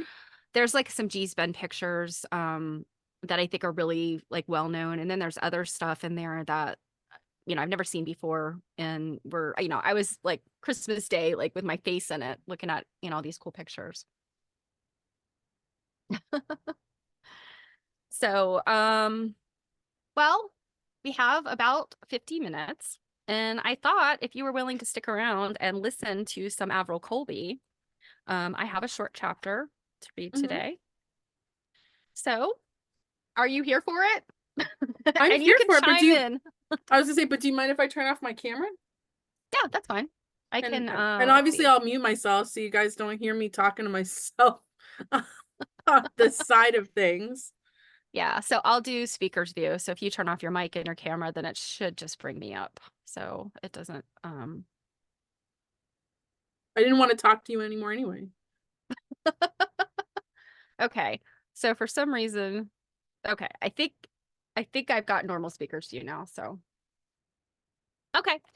So, but yeah, feel free to unmute yourself if you got something to say, Jill. So, yes, thank you, Druid. Thank you for showing us those lovely things, Jill. And I think we all, of course, now have a list of books that we don't already have that we're all gonna put on our wish list. So I didn't want to, I asked Jill to kind of be short today so that I could get some reading in because we still have a lot of Avril Colby to go. And this is a pretty short book. So we are reading Quilting by Avril Colby. She, as a reminder, she was a British woman. She wrote a number of books in between like 1959 and in the 1970s. This, I believe, was her second or third book. She also wrote Patchwork. Let's see, Patchwork, and then she wrote one about pin cushions. They're basically all one name books. So, let's see. I don't know if they have the list of her books in here or not. They have some of them. Yeah, so like Patchwork was the first one, and then Quilting is the second one. And then there's, like I said, there's pin cushions and then one other one. So anyway, she was a really interesting lady. She did a lot of research, obviously. Now when we read Florence's book, she really focused on Long Island, New York, and the Dutch history of that area because it's where she was and what she was interested in. Marie Webster kind of had a completely different set of history that she did. And of course, Ruth Finley, the same way. Well, Avril Colby, coming from the UK, a lot of her research was interestingly in quilted clothing. So she spent quite a bit of time, if you all will remember, about like the armor, either quilted armor or the quilted garments that went under armor. And also very interesting stuff, but it's so funny when you read this stuff, you're like, well, obviously she spent her time researching like in one area. So anyway, last time we looked at the quilting patterns for wadded quilting. And of course, here in the US, we know that is just regular quilts that would just have batting. So you got your quilt sandwich, your top, your batting, and then your back. And so those were the patterns that we looked at last time. Now, this time she's got a chapter, chapter 5, and it's called Patterns, Flat, Cord, and Stuffed Quilting. And so these are the types of quilts that are maybe not as popular or as prevalent in the United States, at least, back in the day. And when she says flat, I'm thinking that she means, and we'll find out as I read, but I think she means like coverlets, maybe something that does not have batting in it. And then corded quilting are, the different, there are multiple different areas that had a type of corded quilting, but essentially what it is you're sewing channels into your quilting. So you're doing the quilting first, and then you would use this cording that's kind of like almost like a cotton roving, like a very soft cord, and a big needle, and pulling the cording through those little channels. And then that becomes like your batting. And then stuffed quilting is what we know as trapunto. And I think here in the US, quilters that do trapunto typically, at least in my experience, would sort of quilt the quilt normally and then add the extra batting to make the trapunto. Whereas I feel like maybe she might describe something different. So that is a big a big preview of what this chapter might be about. So let's get into it. Let's find out what she says. So again, Averil Colby quilting, chapter 5. Patterns, flat, cord, and stuffed quilting. So patterns made by the 3 types of quilting included in this chapter have much in common. Sometimes 2 or all 3 methods of working them have been used in one piece of work. And although it has been said that all are purely decorative, and that none has any value for warmth, this is not entirely so. The term decorative sometimes has carried almost an accusation of frivolity, as if the work was an unprofitable use of time, but all the methods provide a means of adding substance, and in some cases necessary stiffening, and so a degree of protection and warmth to materials intended for purposes in which a thicker type of padding would have been too bulky and too warm. Nowadays, with the popularity of commercial machine-quilted outer garments and bed covers made of wadded quilting, it is easy to overlook the purposes in earlier fashion and furnishings, for which other kinds of quilting were more suitable and were used. And here she's going to get into the quilted garments. Examples of appropriate uses for flat and corded quilting were the waistcoats for men and women and jackets for children worn in the 17th and 18th centuries in Britain. And during the same period, the embroidered or quilted caps for indoor wear, whether for adults, children, or babies, were considered, despite the protests of the health cranks, to be indispensable as head covers against drafts, giving a certain comfort and protection at a time when living in a home was not many degrees warmer than living out of doors. So you guys, for those of us that have had some electricity issues and maybe some heating woes, your quilted or corded hat will help you. Yes, thank you, Eva. That's Jill's Instagram. The Syrian children's coats worn in the early parts of this century are other examples of the use of cord quilted silk and cotton.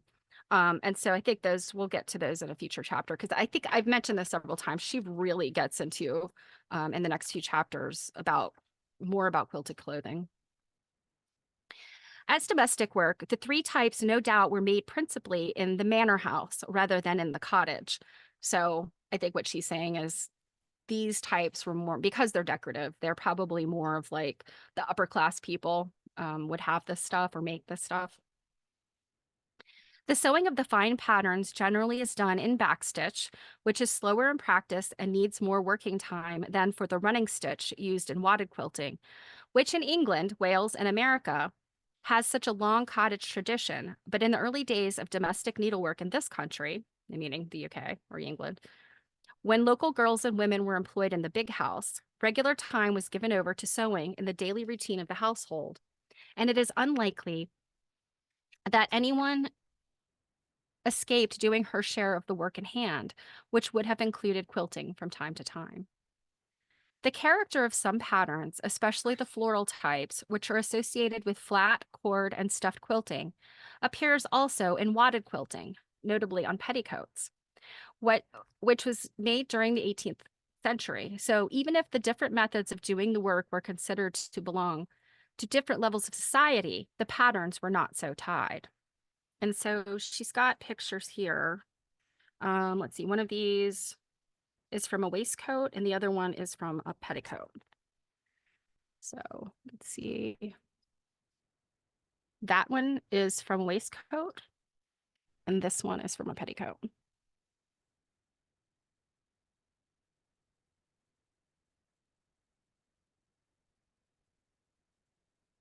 Husbands and sons employed in tailoring and perhaps able to do some pattern drawing may have carried the influence of corded patterns from their places of work to wadded quilting in their homes. But many of the flat and corded patterns are not repetitive, so the general use of templates for them would have been ruled out. Now that's interesting.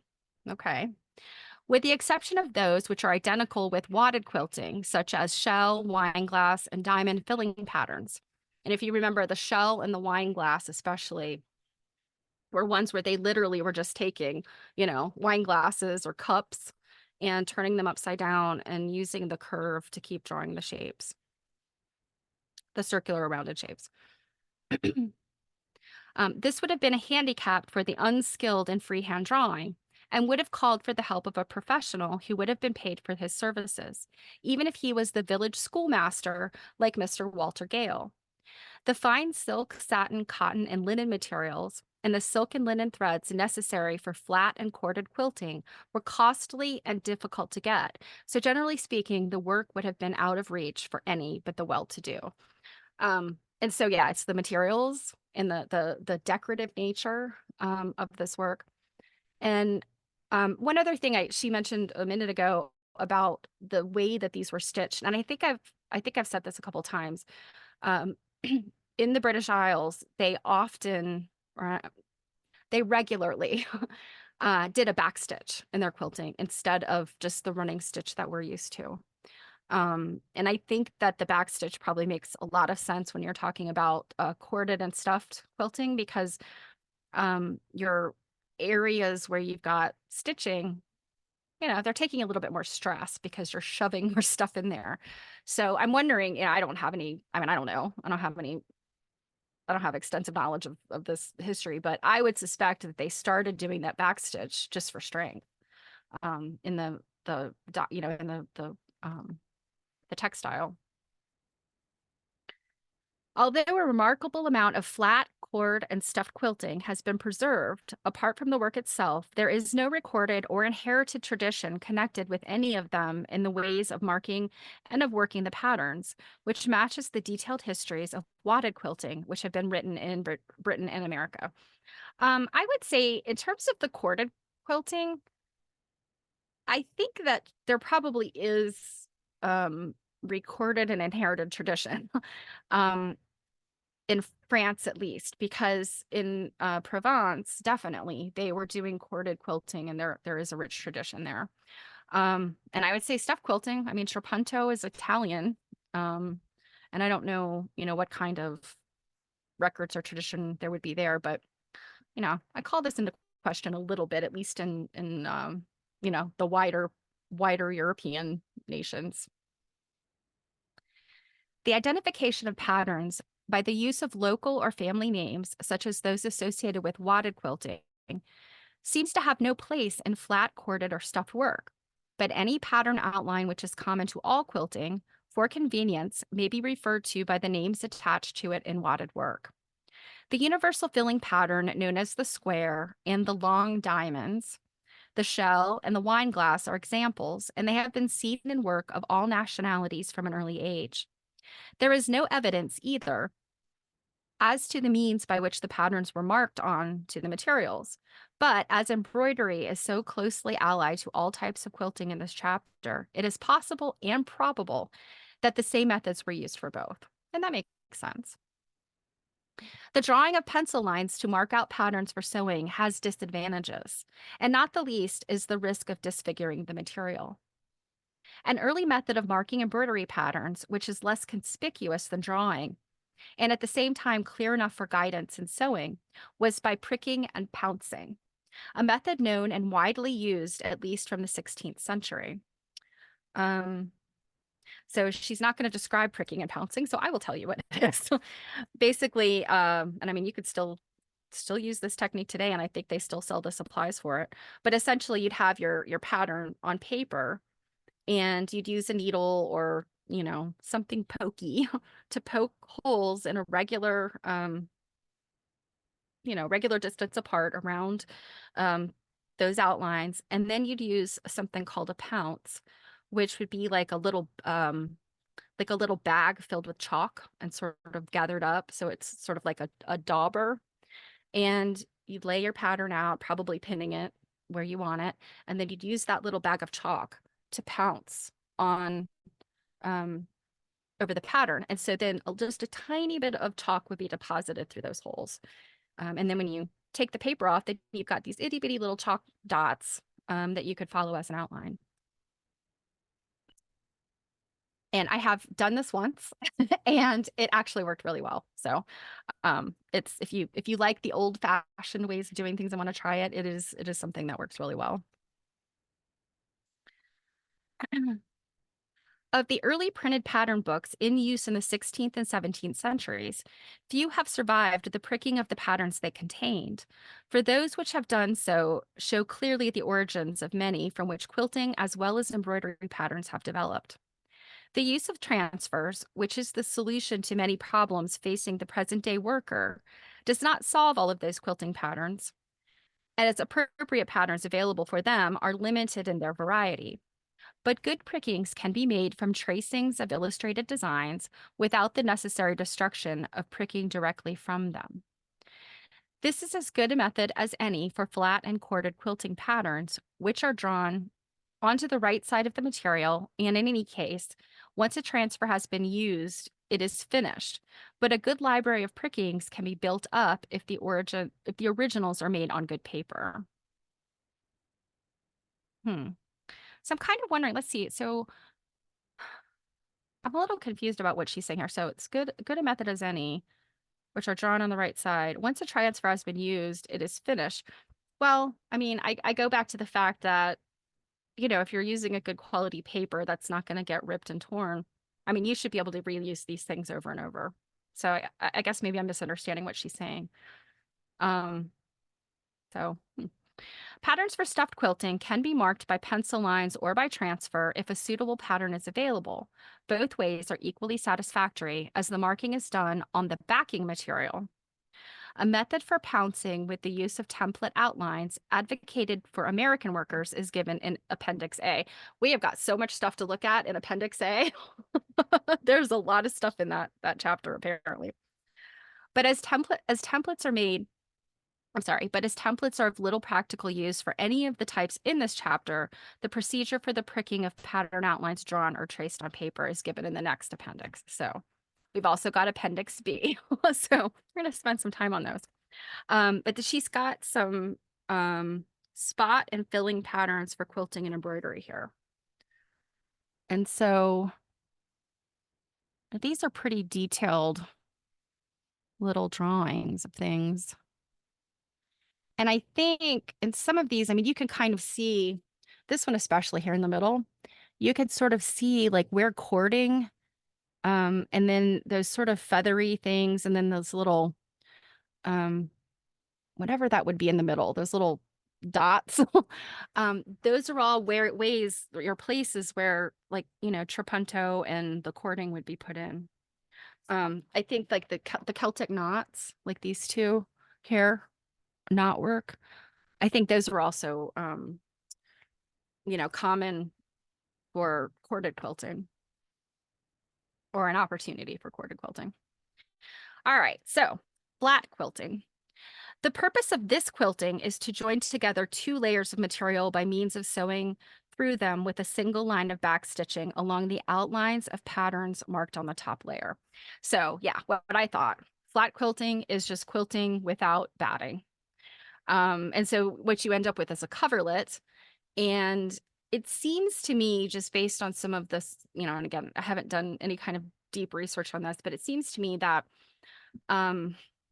there's probably a lot of things that might fall into this flat quilting kind of category. Some of the bedspreads that maybe had crewel work or needlepoint on them, I think maybe could have fallen into this category, where maybe the big piece of fabric was decorated in some way with other types of embroidery, and then make a sandwich with no filling. So you've just got a top and a back, and then maybe it's put together with quilting stitches. So yeah, we're basically talking about coverlets, counterpanes, bedspreads. The bottom layer generally is of a poorer material than that of the top, for which fine linen, silk, or satin traditionally is used. The patterns are affected to some extent by the thickness of the backing. In work containing a linen of moderately heavy texture, for instance, the surface patterns appear to be slightly raised, although no interlining is used in this work. So that's an interesting technical note, is that I guess if you've got like a thick, coarse backing and doing the stitches, it probably pulls some of that heft or bulk to the front with a lighter top, so that it almost looks like it might be a regular batted or wadded quilt. The designs consist of two kinds. As in wadded quilting: major decorative patterns and small repetitive background fillings. But unlike the wadded work, all of the quilting in one piece of work may consist of a filling pattern on which other decorative surface embroidery of a formal or floral character may or may not be added. Patterns of corded or stuffed quilting also may be worked with a flat quilted ground, but these are included later in the chapter. The patterns are planned in much the same way as for other kinds of quilting and embroidery, often with a center arrangement and a border to the work, and sometimes with smaller patterns set all over the background. The chief patterns usually are of a floral nature, more naturalistic than formal, and with long flowing stems carrying flower and leaf outlines in more detail than is possible in relief patterns. And the general appearance of the work is of fine and delicate workmanship. Border patterns often are very simple. Some have only only 2 or 3 rows of back stitching on the edges of the work. Others are rather more decorative, with a single line of small scallops. But in some pieces of work, the border patterns almost take over in importance from the rest of the patterns. The pillow sham or cover, illustrated in, I'm skipping forward here. Oh, this. Oh my goodness. Let's see what she's going to say about this. The pillow shammer cover illustrated in this figure is an example of typical flat quilted patterns. It was made towards the end of the 17th century and is a classic illustration of the relationship between the patterns in all kinds of quilting. Wow, look at this.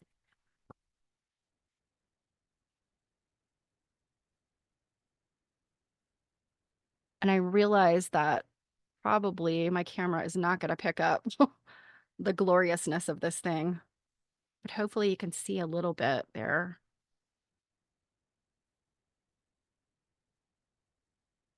Yeah, I think my camera's not picking up that well, but I mean, hopefully you could see just a little bit of, I mean, that is amazing. And I mean, that's a pillow sham and probably took somebody or a group of somebody's literally forever to do that. It's so detailed. The fillings on the ground of the center panel and in the border pattern are identical with those in wadded and cord patterns. The church window border is similar to the several versions found in wadded quilting, and occasionally it is worked with cord. The narrower cable or twist pattern in the small borders is common to quilting patterns of most ages and nationalities. The floral center pattern also is typical of those in the colored embroidery borders associated with flat quilting. Another pattern, found sometimes with those in surface embroidery, is the background filling known as the meander. You guys are probably all familiar with meandering, which is used with corded patterns, and a repetitive leaf-like pattern of much the same character as the meander was used as an all-over design on the early 17th century quilted linen jacket, which is in the Middleton collection of textiles on permanent loan to the Nottingham Castle Museum. Nottingham Castle Museum. And so here are, um, so this first one I kind of thought was a meander, but I guess it's not. So she's showing this kind of little repetitive pattern, and then she's showing this feathery thing. A jacket in the possession of the Victoria and Albert Museum, also of quilted linen, was made at the end of the same century and has patterns of curled feathers and small formal roses in the ground of scrolling. And so these are the patterns from that jacket. And I mean, to me, the feathers obviously, but also these little curly cues, that looks very modern to me. I mean, I've seen lots of quilts that have those kind of little curly vine sort of things. Embroidered patterns and color, which are included with traditional flat quilting, were added to bed quilts and garments on which the quilting consisted of background fillings only. On large bed quilts, the extra decoration is considerable, sometimes deep borders of heavily embroidered designs were worked over the quilted ground, as well as the usual center and other arrangements. And in these cases, it seems that the quilting had the definite function of reinforcing the materials to carry the embroidery.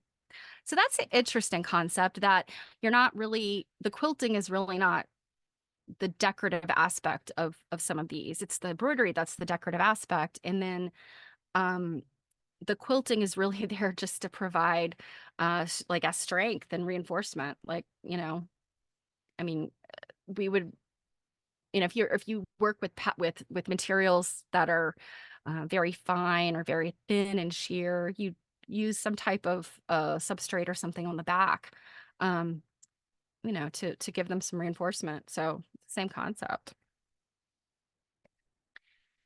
The account of the 16th century quilt of crimson satin, all lozenged over with silver twists, and with a cinquefoil. I know that's like a particular shape, I think. A cinquefoil within a garland of ragged staves, fringed about with a small fringe of crimson silk, gives an idea of the kind and amount of embroidery which was added to the quilted satin. And so she's got a reference there.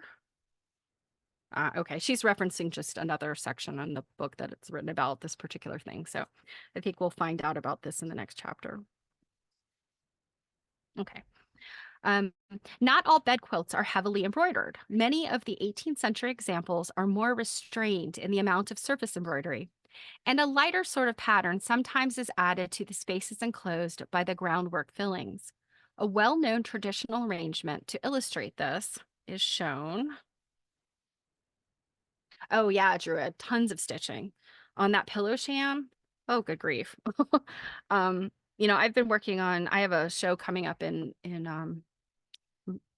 end of March, and I've been working on some stuff for that. And um, I'll tell you about the show another time, but they're very small pieces. But some of them I've literally spent the whole night stitching very tiny quilting lines in something that's about the size of like or smaller than a 3x5 index card.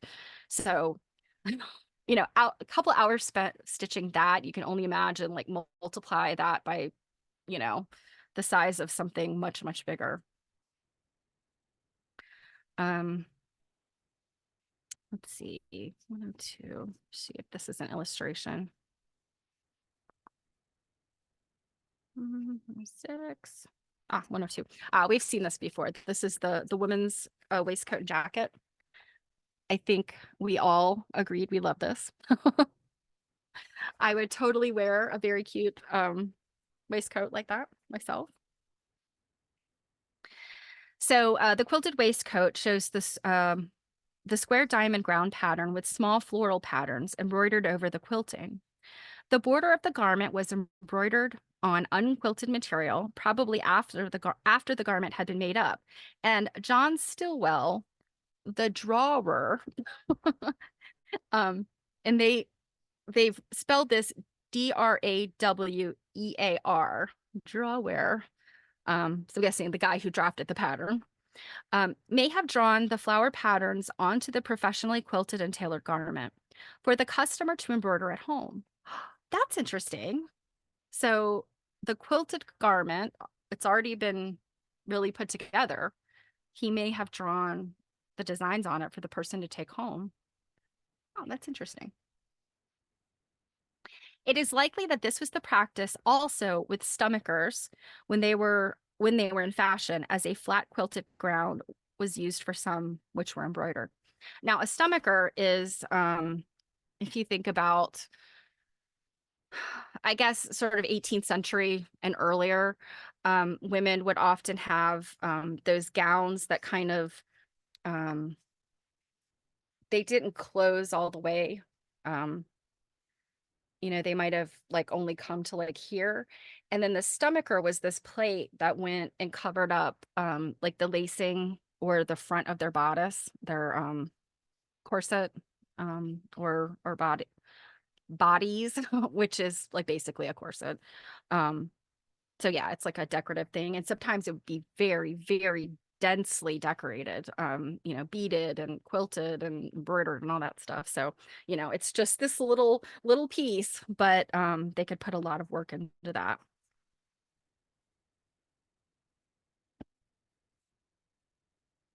The large patterns worked on bed quilts have contained most of the stitches known to embroidery.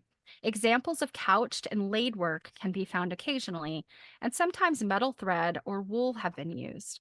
But generally, the embroidery is worked with silks in satin, stem, long and short, split, back, and chain stitches.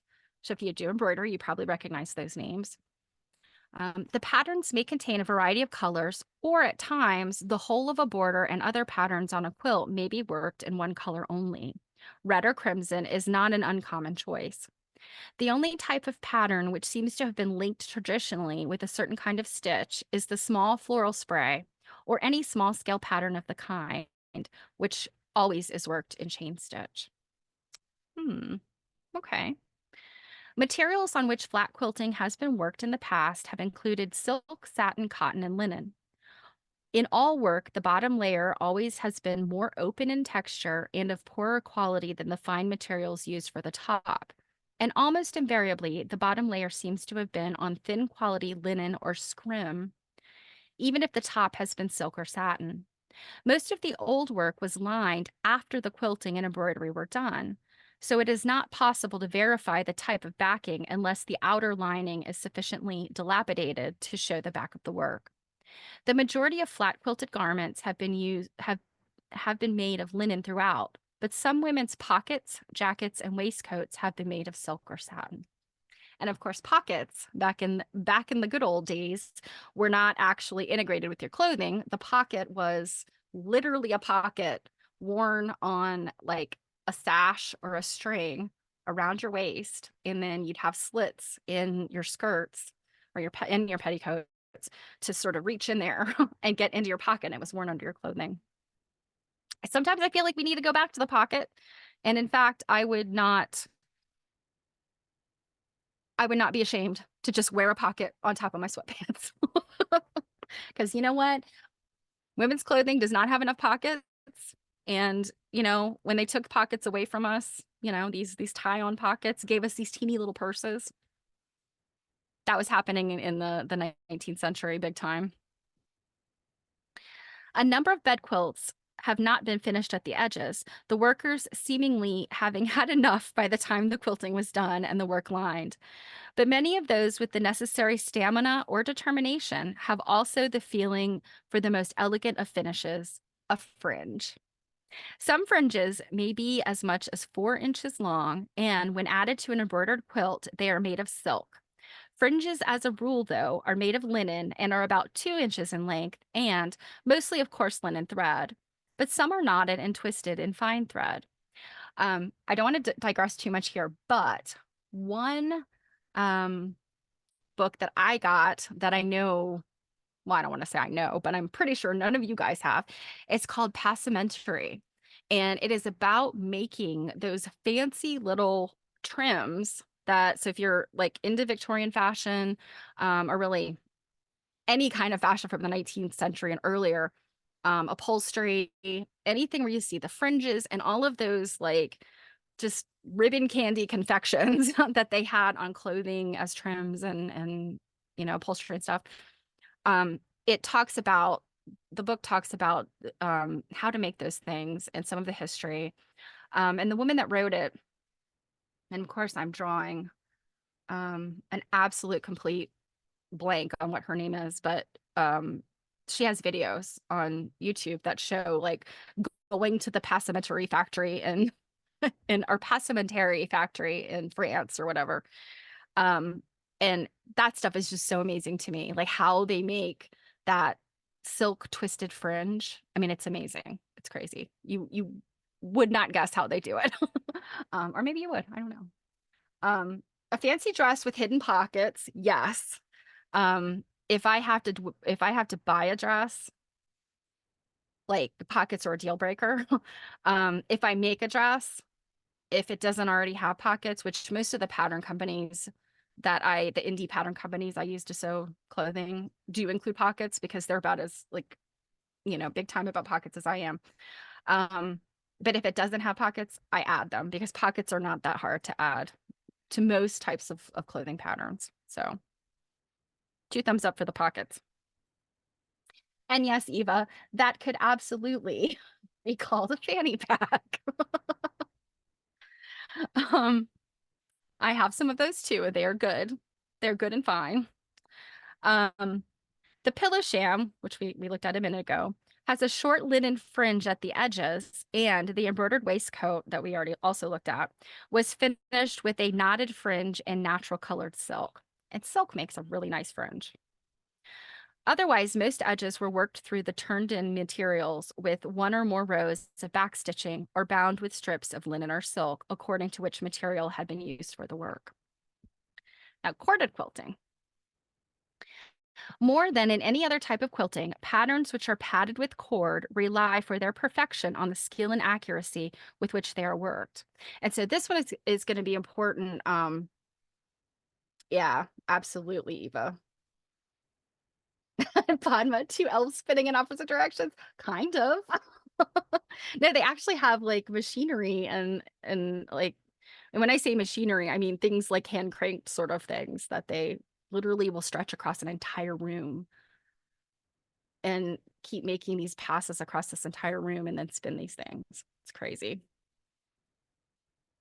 Um, Many of them are similar to the traditional patterns associated with wadded quilting, such as the feather, rose, shell, and a number of borders and fillings, which are common to all types.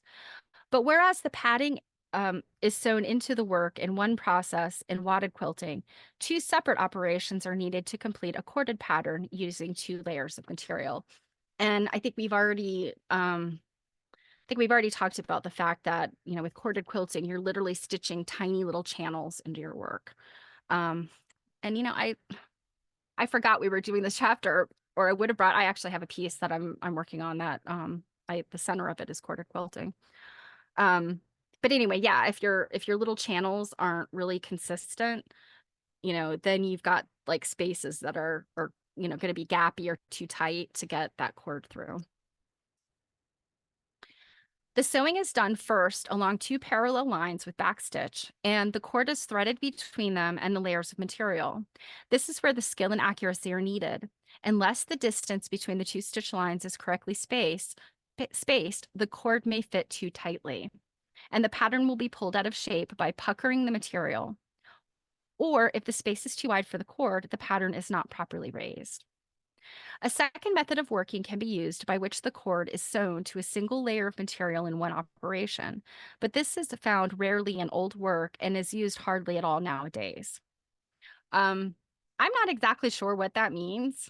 Sewn into a single layer. All I can think of is that using a single layer of fabric, like it's pinched up maybe, and then a channel sewn, and then maybe pinched up and a channel sewn.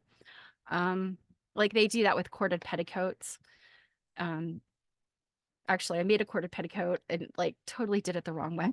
And then I found out later, like, here's the proper way of doing a corded petticoat. And I'm like, oh, I'm a dummy. Um, oh, Eva, what is this that you have found?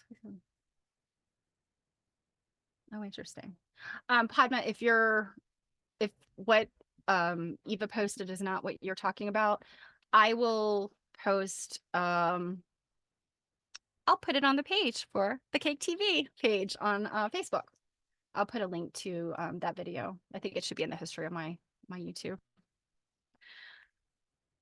Let's see. Most of the work which is available for study here dates from the 17th and 18th centuries, but examples of European work showing the use of cord and quilted patterns have survived from the 16th. A heavy linen quilt of German origin of this period is in the possession of the Victoria and Albert Museum. You guys, would you not love to go to the Victoria and Albert and just like, I don't know, live there for a couple months and just frolic through their archives and their storage areas? Oh my gosh. I mean, can you imagine? I mean, we know about probably just a fraction of the awesome stuff they have in their collections. The design, which is backstitched through 2 layers of linen, is of an overall geometrical pattern of octagonal and square compartments, which are outlined with a double row of cord, and within each octagonal compartment is a secondary pattern of an unpadded 8-pointed star, outlined with 2 rows of backstitched flat quilting. That sounds amazing. A 4-lobed leaf shape is outlined within the outside angles of the star patterns, and inside each star, a fabulous beast is worked with its single outline. The animals vary in pattern. Some are winged, and others with a stag's head are equipped also with wings, the tail of a lion, and clawed feet. So that sounds like a griffin, maybe? I don't know. Let's see. She gives page numbers, but I think this is just because she talks about these again and not that there are pictures. Yeah, no pictures. She's just going to talk about it again. All the ground within the octagon is darned through both layers of linen. And after this was done, the backing, which is of course open linen, was cut, but not cut away, between the lines of backstitching. The result of this is that the corded outlines are emphasized, but the animal and leaf patterns appear to be lower than the level of the darned background. The square compartments are worked in the same way with small animal figures, but without the leaf patterns, and the quilt is finished at the edges with a fringe. The work is heavy and somewhat clumsy, and perhaps a lighter quality material would have been more successful. So this is a picture of the first thing she talked about. So this might help a little bit in sort of imagining what she means. So that's kind of a cool design. And what I think she's saying is that, you know, this stuff back here, you know, this background stuff, that was the flat quilting, I guess. Hey, JB. Yes, I think that French boutique is exactly what she's talking about, although she never calls it that. And yeah, so okay, you guys have said things I want I missed. So yes. Yeah. Okay, Papa, I'll definitely post that after this. Yes, I think we should let's just get it to Quilt Nerd trip. We'll all go to QuiltCon and then we'll just head on over to the UK, the V&A. Um, yeah. Um, but yeah, JB, that is the point that, I made earlier about, in Provence, they were doing this type of corded stuff. And I think that there really is like a documented tradition and history of that. And for whatever reason, Avril Colby did not tap into that. So I'm guessing she's looking at corded quilting in the UK, which may have been very similar, but slightly different than, say, French boutique. So Eva, yes. You have to leave the hobbit hole every now and then, right? A 17th century Portuguese corded quilt. Ah, so they're cording in Portugal too. Also in the collections of the V&A, no doubt is familiar already to students of quilting. The outlines of several patterns are familiar also, and a comparison of this work with the 18th century English wadded quilt in the Museum of Costume, Bath, which is illustrated on the front of the piece. So this she's talking about here shows the use of different methods and materials in almost identical patterns. The corded quilt is made of twilled cotton. Oh, so not an over and under weave, but like a 2/2 under, which is a different, creates a different look. And padded with a thickish, soft cord or thread, and the other is of fine silk interlined with wool. In both, the sewing is done with running stitch, which is unusual in corded work. Now, in the French, the Provence cording, they just use a running stitch. Um, but like I said, I'm kind of wondering if the way that they were doing this in the UK, instead of a running stitch, they typically would use that back stitch for strength. I don't know. The alternating twist and plait borders appear twice in the same positions on both quilts. There are slight differences. 2 rows of cord separate these two patterns on the early quilt and only one on the other. And the English worker was less confident of her ability to turn the patterns at the corners and filled them with a whorl pattern within a circular outline, which is similar to the larger version in the Portuguese quilt. There is a relationship in the formal tree and leaf patterns in both also, but the circular and corner leaf patterns in the middle panel of the English quilt are more common to other 18th century work. This quilt seems to have a foot set in each century, but unfortunately it has no recorded history. But this is interesting though, because she's talking about a quilt of English origin that doesn't have a lot of history, and a quilt of Portuguese origin that are very similar looking. And so the question is like, is this one of those things where the exact same thing kind of sprung up independently? I don't think so. If the pattern is so similar, there has to be some kind of like influence there in some way, I would think. An early example of cord quilted linen with a flat quilted ground is a relatively small piece of work made about 1700, measuring 21.5 by 29.75 inches, which was intended supposedly as a chalice cover. The central group of figures is a representation of the Last Supper, in which the figures, table, chairs, and so on are worked in fine detail with quilted cord. Can you imagine making the Last Supper in corded quilting? I mean, wow, that's a feat. The rest of the work contains more secular patterns of rose, feather, leaf, and other patterns carried out with cord quilting on a ground of flat quilted meander pattern. The work was finished with a short fringe to which a number of small tassels were added at intervals. Tassels. Oh, let's see. Oh, JB, so jealous. So we only had a day. Okay. Wow. Very cool. So these are some details of rose and leaf patterns. Um, so sorry that the Zoom, I think the way that Zoom processes video is a little different than what we're used to. So the reason why it makes the video good for me and Jill and doesn't cause issues there makes it bad for me to show you pictures. They don't show up as well.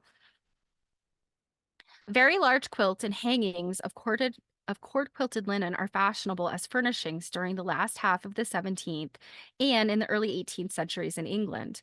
And a number of existing examples can be found, which in a few cases are in occasional use still in private homes or in those which are open to the public, some of which are the property of the National Trust. Photographic illustrations do not do justice to the fine detail of their patterns, nearly all of which are floral in character. Large vase or basket shapes with a mass of realistic flower, leaf, and branching stem patterns are worked in outlines raised with a fine cord, but with no fillings added. Narrow borders sometimes separate the center arrangement from wider borders containing repeats of the central patterns. A quilt from the Great Tangley Manor, or Tangley Manor, near Guildford, now in the collections at the Victoria and Albert, contains some fine flower basket patterns, which show great detail.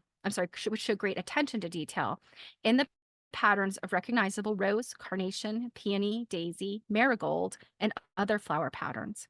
The quilt was worked in running and double running stitches and was made during the first half of the 18th century.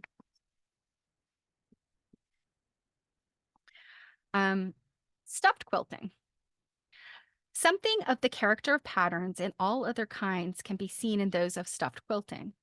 Outlines are worked in backstitch or running stitch, and the backgrounds with backstitch or with a darning kind of running stitch, thread or cord is used for padding narrow lines. Okay, wait a minute. Let me say that again. So outlines are worked in backstitch or running stitch, in the backgrounds with backstitch or with a darning kind of running stitch. Thread or cord is used for padding narrow lines, such as branching stems for the floral patterns. And for all other patterns, the stuffing is cotton or wool, as for wadded quilting. But while the padding is spread evenly all over this work, that in stuffed patterns is controlled by the demand of each part of the design. Fruit and flower patterns are raised, a little more than those of the leaves in some patterns, and tapering points can be defined by regulating the amount of padding. Occasionally, the stuffed patterns are so closely spaced that there is no room or necessity for background quilting, and the ground material is left unquilted. Characteristic background patterns, which often are flat or cord quilted, are the square diamond filling, close diagonal or parallel lines, a wide chevron, and close lines of running or darning. So I guess when she says darning stitches, I'm guessing she's just saying like parallel, like parallel lines and then what's the word I'm looking for, you guys? Oh, bye, Eva. I'm glad you could be here. So yeah, lines that intersect, I guess, closely is my guess. Background darning gives a crepe-like effect and is not necessarily worked to a definite pattern, but in some cases the lines run straight or diagonally in one direction over the work, and in others a series of short curved lines cover the ground between the raised patterns. I'm not sure if I'm getting quite a clear understanding of what she's talking about. Curved lines. Perpendicular. Yeah, that was the word I was looking for. Thank you, Molly.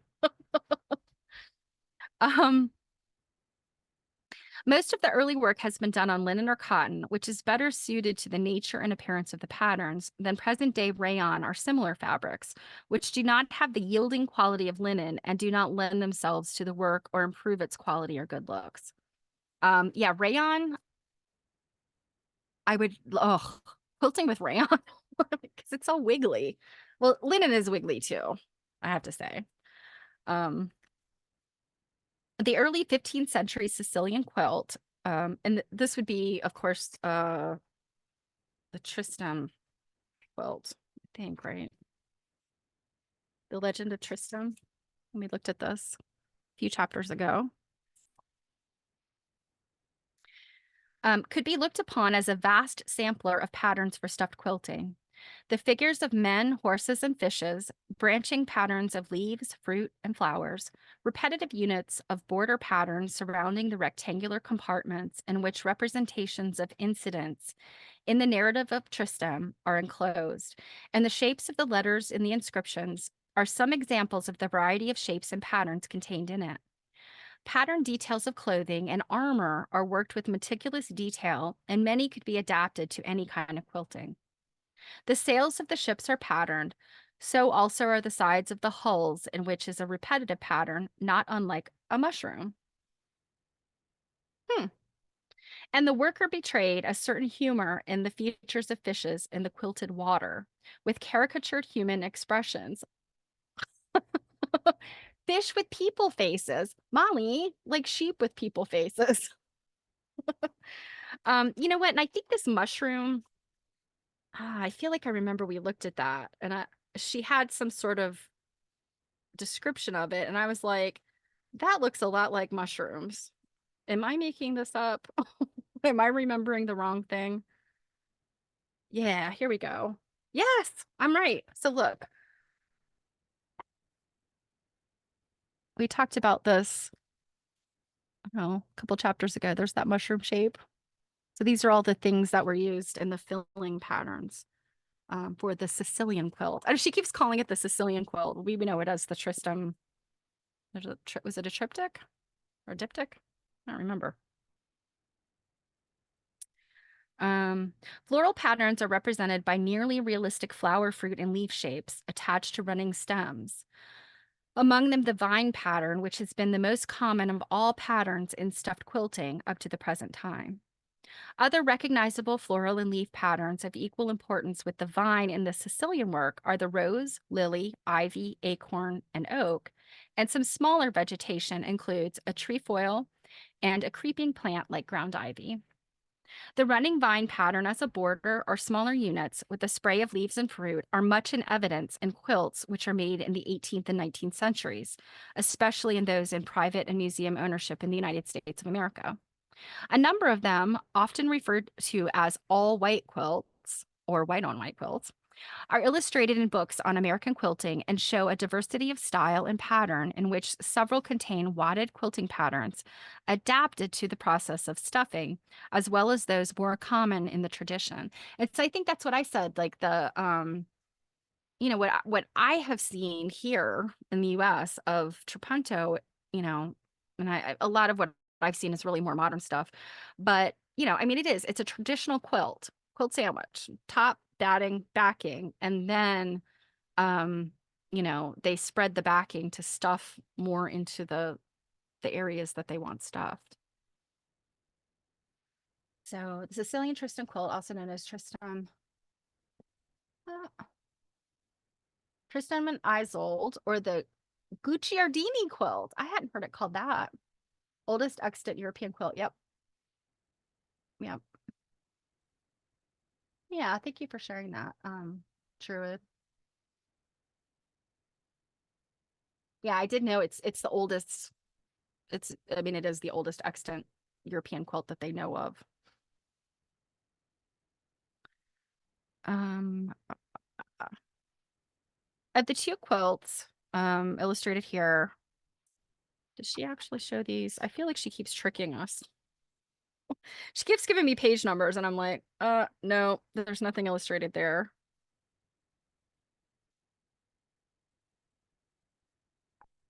Nope, I think she's not tricking us here. Okay. Um, so 142 and 143. There we go. So, oh my goodness.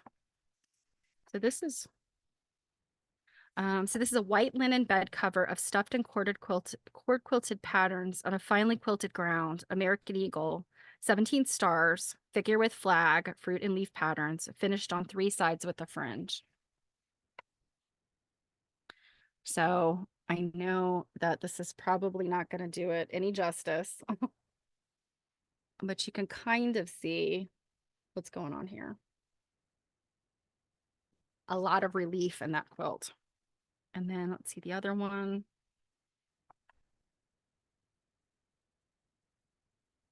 This one is cornucopia with fruit and flowers.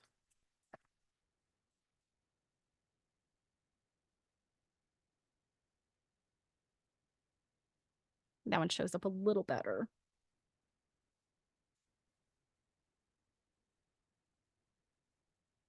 let's see. One is dated and signed MWT 1821 with an oval garland of leaves, and the circular center arrangement contains the American eagle and other national emblems. The other quilt, although unsigned, belongs to the early 19th century also. In this, the center contains a cornucopia of fruit and flowers, and the borders are worked with palm-like leaves, and sprays of flowers and leaves fill the rest of the ground and the corners. Both are in the quilt collection at the American Museum in Bath, which I think, if I remember correctly, um, last time Marianne was here, she told us that museum still exists, is still available to go to. Some patterns of stuffed quilting are included occasionally on other American quilts, which are made of piecework or patchwork. And I know I just passed this one. Oh, this one is just incredible. Look at that. And you could kind of see there's that feathered border. That is, I think, what is trapentoed. Princess feather patterns on an 18th century example in the home of George Washington. Wonder which home. I'm assuming Mount Vernon, because there are multiple George Washington homes, are worked alternately in applied work and stuffed quilting to make a striking center pattern. On other quilts, the blocks alternately are of piecework and stuffed quilting patterns. One of the latter contained subjects relating to the sea. Among other piecework patterns, this piecing itself is stuffed. The trees on an American quilt of the foundation rose and pine tree pattern in private ownership in England are stuffed, and a coxcomb quilt contains small blue and orange cotton stuffed birds. That sounds cool.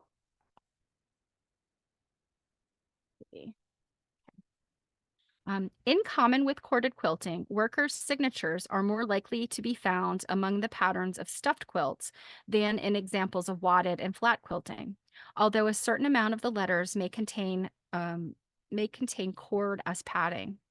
The finish of the quilts is similar to other types in this chapter, that is, by binding at the edges with strips of the same kind of material used for the quilt, or by running together at the edges, or by sewing on a fringe.